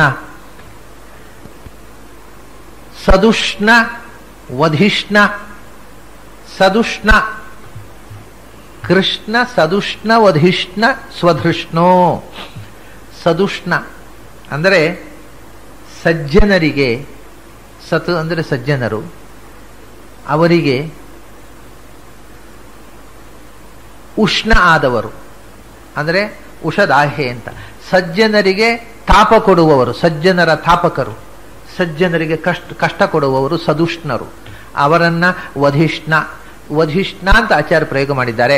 ವಧಿಷ್ಣ ಅನ್ನೋದು ಈಗ ಸಂಸ್ಕೃತದಲ್ಲಿ ಪ್ರಯೋಗ ತಪ್ಪುವುದು. ಈಗ ವ್ಯಾಕರಣದ ಪ್ರಕಾರ ಹಾಗೆ ರೂಪ ಆಗುವುದಿಲ್ಲ. ಆಚಾರ್ಯರು ಮಾತ್ರ ಆ ಪ್ರಯೋಗ ಮಾಡಬಲ್ಲರು. ಯಾಕೆಂದರೆ ವಧಿಷ್ಣು ಅಂತ ಈಗ ಇರೋದು ಶಬ್ದ. ವಧಿಷ್ಣು, ವಧಿಷ್ಣ ಶಬ್ದ ಸಂಸ್ಕೃತದಲ್ಲಿ ಈಗ ಇಲ್ಲ. ಆಚಾರ್ಯರು ವಧಿಷ್ಣ ಅಂತ ಪ್ರಯೋಗ ಮಾಡ್ತಾರೆ. ಇದಕ್ಕೆ ಆಚಾರ್ಯ ಪ್ರಯೋಗ ಮಾಡಲಿಕ್ಕೆ ನಿಮಗೆ ಗಮಕ ಕೃಷ್ಣನೇ ಮೊದಲು ತೋರಿಸಿಕೊಟ್ಟವ. ಯಾಕೆಂದ್ರೆ ಕೃಷ್ಣ ತನ್ನ ಮಗನಿಗೆ ಚಾರುದೇಶ್ನ ಅಂತ ಹೆಸರಿಟ್ಟಿದ್ದ. ಚಾರುದೇಶ್ನ ಅಂತ ಸಂಸ್ಕೃತದಲ್ಲಿ ರೂಪ ಆಗುವುದು, ದೇಶ್ನ ಅಂತ ರೂಪ ಆಗುವುದಿಲ್ಲ, ದೇಶ್ನು ಅಂತ ರೂಪ ಆಗುವುದು. ಹಾಗಾದ್ರೆ ಈ ವ್ಯಾಕರಣ ಪಂಡಿತರ ರೂಪ ತಪ್ಪು ಅಂತ ಭಗವಂತನೇ ತೋರಿಸಿದ. ದೇಶ್ನು ಅಂತ ಹೆಸರಿಡ್ಲಿಲ್ಲ, ಚಾರುದೇಶ್ನು ಅಂತ ಹೆಸರಿಡಲಿಲ್ಲ, ಚಾರುದೇಶ್ನ ಅಂತ ಇಟ್ಟ. ವ್ಯಾಕರಣ ಪ್ರಕಾರ ದೇಶ್ನು ಅಂತ ರೂಪ, ದೇಶ್ನ ಆಗುವುದಿಲ್ಲ. ಅದು ಆಚಾರ್ಯರು ಹಾಗೆ ದೇಶ್ನುವನ್ನು ಕೃಷ್ಣ ದೇಶ್ನ ಮಾಡಿದ, ವಧಿಷ್ಣುವನ್ನು ಆಚಾರ್ಯರು ವಧಿಷ್ಣ ಮಾಡಿದರು. ಇದು ಮೂಲ ಸಂಸ್ಕೃತ. ವಧಿಷ್ಣ ಅಂದ್ರೆ ಕೊಲ್ಲಲು ಇಚ್ಛಿಸುವವನು, ಕೊಲ್ಲುವವನು ಅಂತ, ಕೊಲ್ಲಬಲ್ಲವನು ಅಂತ. ಯಾರು ಸಜ್ಜನರಿಗೆ ಉಷ್ಣರೋ ಅಂದ್ರೆ ತಾಪಕರನ್ನು ಕೊಡುವವರೋ, ಸಜ್ಜನರಿಗೆ ಸಂತಾಪಕರೋ ಅವರನ್ನು ನಾಶ ಮಾಡುವವನು ಸದುಷ್ಣ ವಧಿಷ್ಣ. ಆಮೇಲೆ ಸದುಷ್ಣ ಇಷ್ಟು ಒಂದು ಪ್ರತ್ಯೇಕ ನಾಮ. ವಧಿಷ್ಣ ಅನ್ನೋದು ಬೇರೆ ನಾಮವೂ ಆಗಬಹುದು. ಸದುಷ್ಣ ಅಂದರೆ ಸತ್ ಅಂದ್ರೆ ವಿಷಾದ ಸಂಸ್ಕೃತದಲ್ಲಿ, ದುಃಖ, ಅದನ್ನು ಸತ್ ಅಂತಾರೆ. ಸಾದ ವಿಷಾದ, ದುಃಖ, ಸಾಂಸಾರಿಕವಾಗಿರತಕ್ಕಂಥ ಈ ದುಃಖ ವಿಷಾದಗಳೇ, ಅಥವಾ ಸತ್ ಅಂದ್ರೆ ಇದು ಸಾಂಸಾರಿಕವಾಗಿರತಕ್ಕಂಥ ದುಃಖ ವಿಷಾದಗಳ ಬಂಧನ, ಸಂಸಾರ ಬಂಧನ, ಅಥವಾ ಸತ್ಯವಾದ ಈ ಪ್ರಪಂಚ. ಸತ್ ಅಂದ್ರೆ ಇರುವಂಥದ್ದು, ಇವನ ಪ್ರಾರಬ್ಧ ಕರ್ಮದಿಂದ ಇವನಿಗೆ ನಿಜವಾಗಿಯೂ ಇರತಕ್ಕಂಥದ್ದು. ಇದು ಭ್ರಮೆಯಲ್ಲ, ಸತ್ಯವಾದ ಸಂಸಾರ. ಸತ್ ಸತ್ಯಂ, ಸತ್ಯಸ್ಯೋ ಅಸ್ಯ ಮಹಿಮಾ. ಈ ಭಗವಂತನ ಮಹಿಮೆ ವಿಸ್ತಾರ ರೂಪವಾಗಿರತಕ್ಕ ಸತ್ಯವಾದ ಆದರೆ ದುಃಖಮಯವಾದ ಪ್ರಪಂಚವನ್ನು ಸತ್ ಅಂತಾರೆ. ಆ ಪ್ರಪಂಚ ವಿಷಾದ, ಭಕ್ತರ ಸತ್ ಅಂದ್ರೆ ವಿಷಾದವನ್ನ, ದುಃಖವನ್ನ, ದುಃಖ ರೂಪವಾದ ಸಂಸಾರವನ್ನ ಸುಡುವುದಕ್ಕೆ ಉಷ್ಣ, ತಾಪಕ, ಅದನ್ನು ಸುಟ್ಟು ತೆಗೆಯುವವನು, ಸುಡುವಂಥ ರೂಪ ಸದುಷ್ಣ. ಆಮೇಲೆ ವಧಿಷ್ಣ ಅಂತಂದ್ರೆ ದೋಷಗಳನ್ನು ನಾಶ ಮಾಡತಕ್ಕಂಥವನು ಅನ್ನೋದು ಅದು ಸ್ಪಷ್ಟ. ಕೃಷ್ಣ ಸದುಷ್ಣ ವಧಿಷ್ಣ ಸ್ವಧೃಷ್ಣೋ. ಧೃಷ್ಣು ಅಂದರೆ ದಿಟ್ಟ ಅಂತ ಕನ್ನಡದಲ್ಲಿ ಹೇಳ್ತೇವಲ್ಲ, ಅದನ್ನೇ ಸಂಸಲಿ ಧೃಷ್ಟ ಅಂತಾರೆ. ಒಳ್ಳೆ ದಿಟ್ಟತನದಿಂದ, ಅಂದ್ರೆ ದಿಟ್ಟ ಅಂದ್ರೆ ಬ್ರೇವ್ ಅಂತ. ಆ ದಿಟ್ಟತನ ಉಳ್ಳವನು ಧೃಷ್ಣು. ಆದರೆ ಭಕ್ತರನ್ನು ರಕ್ಷಿಸುವಲ್ಲಿ, ದುಷ್ಟರನ್ನು ಶಿಕ್ಷಿಸುವಲ್ಲಿ ಅತ್ಯಂತ ಧೃಷ್ಟತನವನ್ನು ಅಂದರೆ ಮಹಾ ಸಾಮರ್ಥ್ಯವನ್ನು ವ್ಯಕ್ತಗೊಳಿಸಿದವ. ಆ ಸಾಮರ್ಥ್ಯ ಅಂತದ್ದು ಸ್ವರೂಪಭೂತವಾದ ಸಾಮರ್ಥ್ಯ. ಅಂಥ ಸ್ವಧೃಷ್ಣು, ಸ್ವ ಅಂದರೆ ಸ್ವರೂಪಭೂತವಾದ ಸಾಮರ್ಥ್ಯ ಉಳ್ಳವ, ಸ್ವ ಅಂದರೆ ಸ್ವತಂತ್ರನಾದವ, ಸ್ವ ಅಂದರೆ ಸ್ವೀಯರು, ತನ್ನವರು ಯಾರು ತನ್ನ ಭಕ್ತರೋ ಅವರ ರಕ್ಷಣೆಯಲ್ಲಿ ದಿಟ್ಟತನವನ್ನು ತೋರುವವನು ಅಂತ. ಕೃಷ್ಣ ಸದುಷ್ಣ ವಧಿಷ್ಣ ಸ್ವಧೃಷ್ಣೋ, ಹೀಗೆ ವಿಷ್ಣು ಶಬ್ದದ ಅರ್ಥವನ್ನು ನಾವು ನೋಡಿದೆವು. ಅದರ ನಂತರ 6ನೇ ರೂಪ, ದ್ವಾದಶ ಮೂರ್ತಿಗಳಲ್ಲಿ 6ನೇದ್ದು ಮಧುಸೂದನ.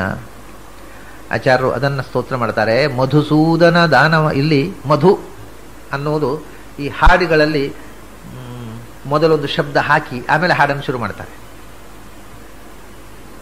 ಈಗ ಭಾಗ್ಯದ ಲಕ್ಷ್ಮೀ ಬಾರಮ್ಮ ನಮ್ಮಮ್ಮ ನೀ ಸೌಭಾಗ್ಯದ ಲಕ್ಷ್ಮೀ ಸೌ ಅಂತ ಸೇರಿಸಿಕೊಂಡ್ರು. ಆಮೇಲೆ ಭಾಗ್ಯದ ಆಮೇಲೆ ಸೌಭಾಗ್ಯದ ಲಕ್ಷ್ಮೀ ಬಾರಮ್ಮ ಪಲ್ಲವಿಯಿಂದ ಮತ್ತೊಂದು ಶಬ್ದ ಸೇರಿಸಿ, ಹಾಗೆ ನೋಡಿ ಇಲ್ಲಿ ಹಾಗೆ ಇದೆ.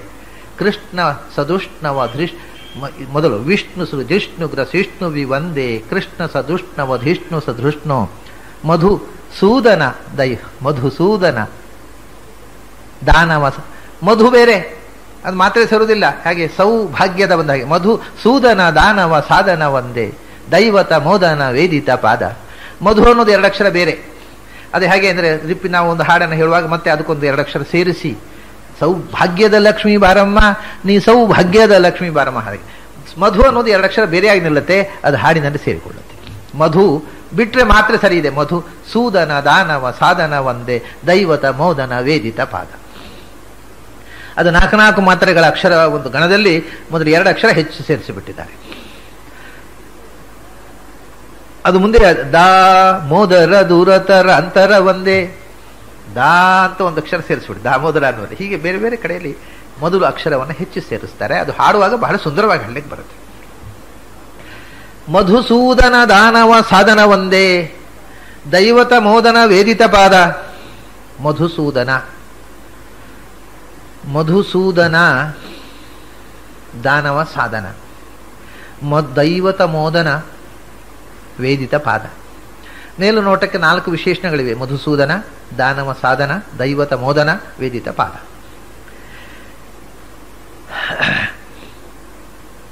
ಮಧುಸೂದನ ಅಂದರೆ ಏನು? ಮಧು ಕೈಟಭರು ಅಂತ ಸೃಷ್ಟಿ ಆರಂಭದಲ್ಲಿ ಇದ್ದಂಥ ಇಬ್ಬರು ದಾನವರು, ರಾಕ್ಷಸರು, ಅಸುರರು, ಅವರನ್ನು ಸೂದನ ಅಂದರೆ ನಾಶ ಮಾಡಿದವ. ಇದು ಒಂದು ಅರ್ಥ ಆಯಿತು. ಆಮೇಲೆ ಅದಕ್ಕೆ ಇನ್ನೂ ಒಂದು ಅರ್ಥ ಇದೆ. ಏನು ಅಂದರೆ ಮಧು ಅಂದರೆ ಆನಂದ. ಅಸುರರು ಅಂತ ಒಂದು ಆಯ್ತಲ್ಲ, ಮಧು ಅಂದರೆ ಆನಂದ. ಆ ಮಧು ಮಧ್ವ ಅಂತ ಆಚಾರ್ಯ ಹೆಸರು ಬಂದದ್ದು ಅದರಿಂದ ಅಲ್ವ. ಮಧು ಅಂದರೆ ಆನಂದವಾದ, ಆನಂದಕರವಾದ. ವಾ ಅಂದರೆ ಅಥವಾ ಆ, ಮಧು ಪ್ಲಸ್ ಆ ಅಥವಾ ಮಧು ಪ್ಲಸ್ ವಾ. ಮಧು ಪ್ಲಸ್ ವಾ ಅನ್ನುವ ಅರ್ಥ ಹೆಚ್ಚು ಬಳಕೆಯಲ್ಲಿ ಇರುವಂಥದ್ದು. ಮಧು ಪ್ಲಸ್ ಆ ಅನ್ನುವುದನ್ನು ನಾರಾಯಣ ಪಂಡಿತಾಚಾರ್ಯ ಹೇಳಿರ್ತಕ್ಕಂಥ ನಿರ್ವಚನ. ಹಾಗೆ ಮಧು ಆ ಅಥವಾ ಮಧು ವಾ ಮಧ್ವ ಆಯಿತು. ಅಲ್ಲಿ ಮಧು ಅಂದರೆ ಏನು? ಮಧ್ವಿತ್ಯಾನಂದ ಉದ್ದಿಷ್ಟ ಅಂತ ಆಚಾರ್ಯರೇ ಮಧುವಿದ್ಯೆ ಅಂತ ಇದೆ. ಭಗವಂತನನ್ನು ಉಪಾಸನೆ ಮಾಡತಕ್ಕಂಥ ಒಂದು ಮಧುವಿದ್ಯೆ ಅಂತಿದೆ.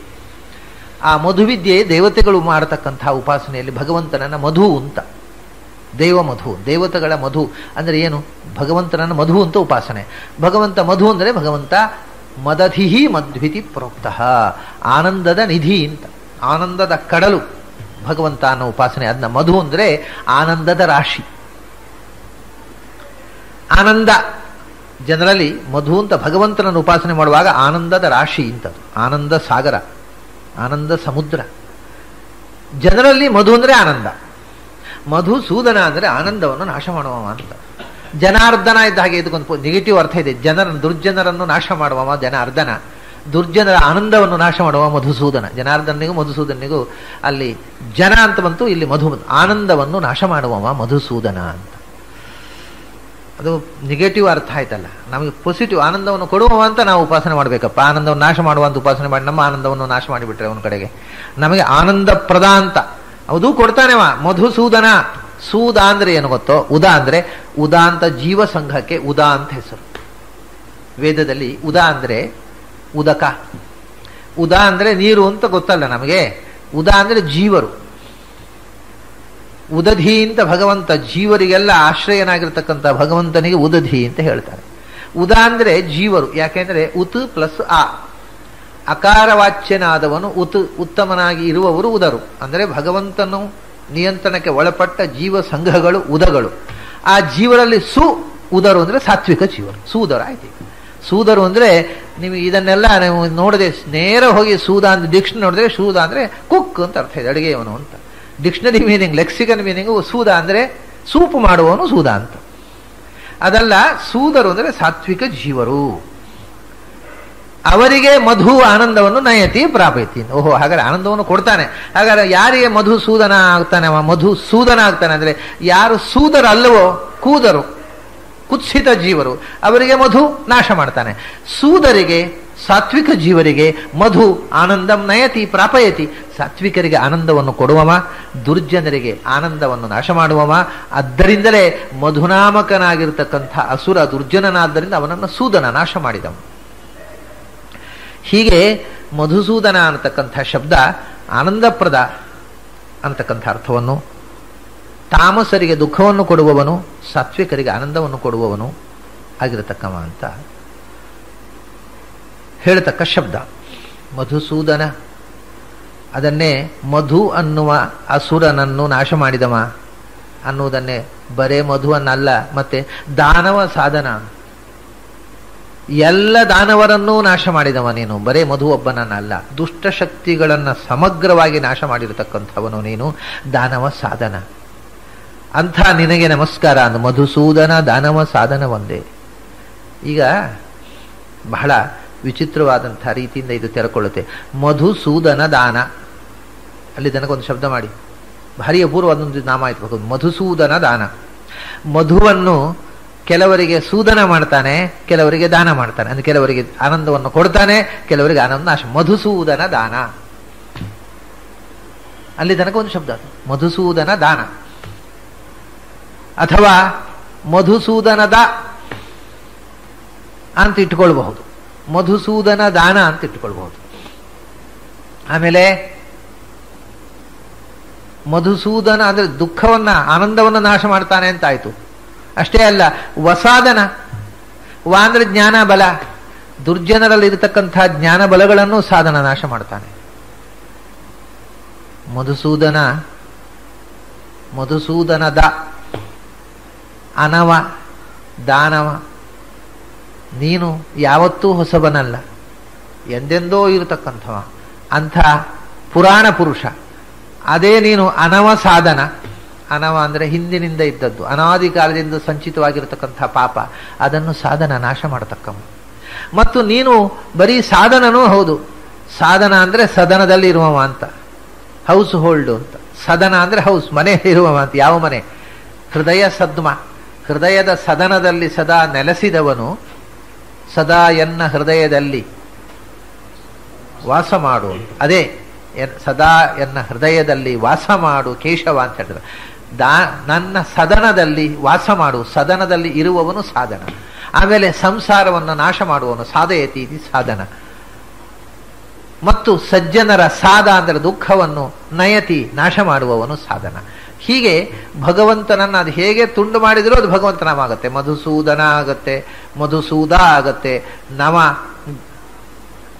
ಮಧುಸೂದನದ ಆಗತ್ತೆ, ದಾನವ ಸಾಧನ ಆಗತ್ತೆ, ಮಧುಸೂದನ ದಾನ ಅನವ ಸಾಧನ ಆಗತ್ತೆ. ಏನು ಪದಚ್ಛೇದ ಮಾಡಿದರೂ ಅದು ಭಗವಂತನ ಗುಣವಿಶೇಷಗಳನ್ನು ಹೇಳ್ತಕ್ಕಂಥದ್ದು. ಇದು ಹೀಗೆ ಮಾಡಲಿಕ್ಕೆ ಎಲ್ಲ ಸಂಸ್ಕೃತ ಶ್ಲೋಕಗಳನ್ನು ಬರುತ್ತೆ ಅಂತ ತಿಳ್ಕೋಬೇಡಿ. ಆಚಾರ್ಯರು ಬುದ್ಧಿಪೂರ್ವಕವಾಗಿ ಹೇಳ್ತೇನೆ, ಸಂಸ್ಕೃತ ಶ್ಲೋಕ ಸಿಕ್ಕಿದ್ದನ್ನೆಲ್ಲ ಹೀಗೆ ಸ್ಪ್ಲಿಟ್ ಮಾಡ್ಲಿಕ್ಕೆ ಬರೋದಿಲ್ಲ. ನೋಡುವ ಕಾಳಿದಾಸನ ಒಂದು ಶ್ಲೋಕವನ್ನು ಹೀಗೆ 10 ನಮನೆ ಸ್ಪ್ಲಿಟ್ ಮಾಡಿ ತೋರಿಸಿ ಬರೋದಿಲ್ಲ. ಅದು ಬುದ್ಧಿಪೂರ್ವಕವಾಗಿ ಹೇಗೆ ವಿಭಾಗ ಮಾಡಿದರೂ ಭಗವಂತ ನಾಮ ಆಗುವ ಹಾಗೆ ಆಚಾರ್ಯ ರಚನೆ ಮಾಡಿದ್ದಾರೆ. ಮುಂದೆ ನಿಮಗೆ ಸ್ಪಷ್ಟ ಆಗೋಣ. ದೈವತ ಮೋದನ, ದೇವತೆಗಳಿಗೆ, ದೈವತ ಅಂದ್ರೆ ಹಿರಿಯ ದೇವತೆಗಳು, ದೇವತೆ ದೈವತ ಅಂತ ಆದಾಗ ದೇವತೆಗಳಿಗೂ ಹಿರಿಯರು ಅಂದ್ರೆ ಬ್ರಹ್ಮಾದಿಗಳಿಗೂ ಆನಂದವನ್ನು ಕೊಡ್ತಕ್ಕವ ದೈವತ ಮೋದನ.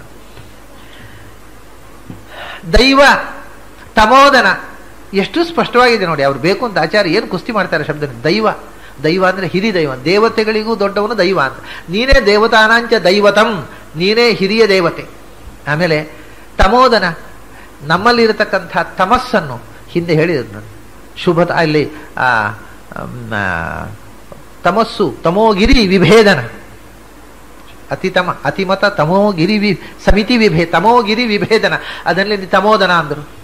ನಮ್ಮಲ್ಲಿರ್ತಕ್ಕ ತಮಸ್ಸನ್ನು, ತಮೋ ಗುಣವನ್ನು, ಅಜ್ಞಾನವನ್ನು, ಅಜ್ಞಾನದ ಕತ್ತಲನ್ನು ಅದನ್ನ ನಾಶ ಮಾಡುವವ ನೀನು ಅಂತಹ ಪರದೈವ, ದೈವ ತಮೋದನ. ಸಹಜವಾಗಿ ಇದು ಏನು ಕೇಳುವಾಗಲೇ ನಮಗೆ ಗೊತ್ತಾಗುವಂತಹದ್ದು ಅರ್ಥಭೇದಗಳು. ದೈವ ತಮೋದನ, ದೈವ ತಮೋದನ. ವೇದಿತ ಪಾದ, ತಮೋದನರು ನಮ್ಮಲ್ಲಿರತಕ್ಕಂತಹ ತಮೋ ಗುಣಗಳನ್ನು ನಾಶ ಮಾಡಿ ನಮ್ಮನ್ನು ಸಾತ್ವಿಕ ಮಾರ್ಗದಲ್ಲಿ ನಡೆಸುವಂಥವರು ದೇವತೆಗಳು ತಮೋದನರು. ಅವರು ಕೂಡ ಅವರಿಂದ ತಮೋದನರಾಗಿರ್ತಕ್ಕಂಥ ತಮಸ್ಸನ್ನು ನಾಶ ಮಾಡಿ ಶುದ್ಧ ಸತ್ವದಲ್ಲಿ ನಿಂತಿರತಕ್ಕಂಥ ಬ್ರಹ್ಮಾದಿ ದೇವತೆಗಳಿಂದ ವೇದಿತ ಪಾದ, ತಿಳಿಯಲ್ಪಟ್ಟ ಸ್ವರೂಪವುಳ್ಳವ. ಮತ್ತು ಬ್ರಹ್ಮಾದಿ ದೇವತೆಗಳಿಂದ ವೇದಿತ, ತಿಳಿಸಲ್ಪಟ್ಟ ಸ್ವರೂಪವುಳ್ಳವ. ವೇದಿತ ಅಂದ್ರೆ ತಿಳಿಯಲ್ಪಟ್ಟ ಮತ್ತು ತಿಳಿಸಲ್ಪಟ್ಟ. ಬ್ರಹ್ಮಾದಿ ದೇವತೆಗಳು ಅನಂತರದ ದೇವತೆಗಳಿಗೆ, ಅವರಿಂದ ಋಷಿಗಳಿಗೆ, ಋಷಿಗಳಿಂದ ಮನುಷ್ಯರಿಗೆ ಜ್ಞಾನ ಹರಿದು ಬಂತು. ಅವರಿಂದ ವೇದಿತವಾದ ಪಾದ ಮತ್ತು ತಿಳಿಯಲ್ಪಟ್ಟ ಅಲ್ಲ, ಹೊಂದಲ್ಪಟ್ಟ ಪಾದವುಳ್ಳವ. ವಿಂದ ಧಾತು ಎಲ್ಲಕ್ಕೂ ರೂಪ ವೇದಿತ ಅಂದರೆ ಅವರಿಂದ ಪ್ರಾಪ್ತವಾದ ಅಂದ್ರೆ ಭಗವಂತನನ್ನು ಹೋಗಿ ಸೇರಿದ್ರು ಇವರು ಮೋಕ್ಷದಲ್ಲಿ. ಬ್ರಹ್ಮಾದಿ ದೇವತೆಗಳಿಂದ ವೇದಿತ ಪಾದ. ವೇದಿತ ಪಾದ ಎಲ್ಲರಿಂದಲೂ ತಿಳಿಯಲ್ಪಟ್ಟ, ಎಲ್ಲರೂ ಹೋಗಿ ಸೇರಬೇಕಾದ ಸ್ವರೂಪವುಳ್ಳವನು, ಎಲ್ಲರಿಂದಲೂ ತಿಳಿಸಲ್ಪಡಬೇಕಾದವನು ವೇದಿತ. ಮತ್ತು ಪಾದ, ಪಾದ ಅಂದರೆ ಪಾದಾಹ ಮಾತ್ರಾಹ. ಉಪನಿಷತ್ತು ಭಗವಂತನ ಪಾದ ಅಂದರೆ ಏನು? ಭಗವಂತ ಯಾಕೆಂದ್ರೆ ಪದ್ಯತೆ ಇತಿ ಪಾದ, ಎಲ್ಲರಿಂದಲೂ ಹೋಗಿ ಶರಣ ಹೊಂದಬೇಕಾದ ವಸ್ತು, ಆದ್ದರಿಂದ ಅದಕ್ಕೆ ಪಾದ ಅಂತ ಹೆಸರು. ಹೀಗೆ ಮಧುಸೂದನ ದಾನವ ಸಾಧನ ಒಂದೇ ದೈವತಮೋದನ ವೇದಿತ ಪಾದ. ವಿಷ್ಣು ಮತ್ತು ಮಧುಸೂದನ ಎರಡು ನಾಮಗಳನ್ನು ನಾವು ತಿಳ್ಕೊಂಡ ಹಾಗಾಯಿತು. 6 ನಾಮ ಆಯಿತು, ಇನ್ನು 6 ನಾಮ ಉಳಿಯಿತು. ಅದನ್ನು ಸಾಯಂಕಾಲ ನೋಡೋಣ. ಅಲ್ಲಿ ತನಕ ನಿಮಗೆಲ್ಲ ಅಭಿನಂದನೆಗಳು ಮತ್ತು ನಮಸ್ಕಾರ.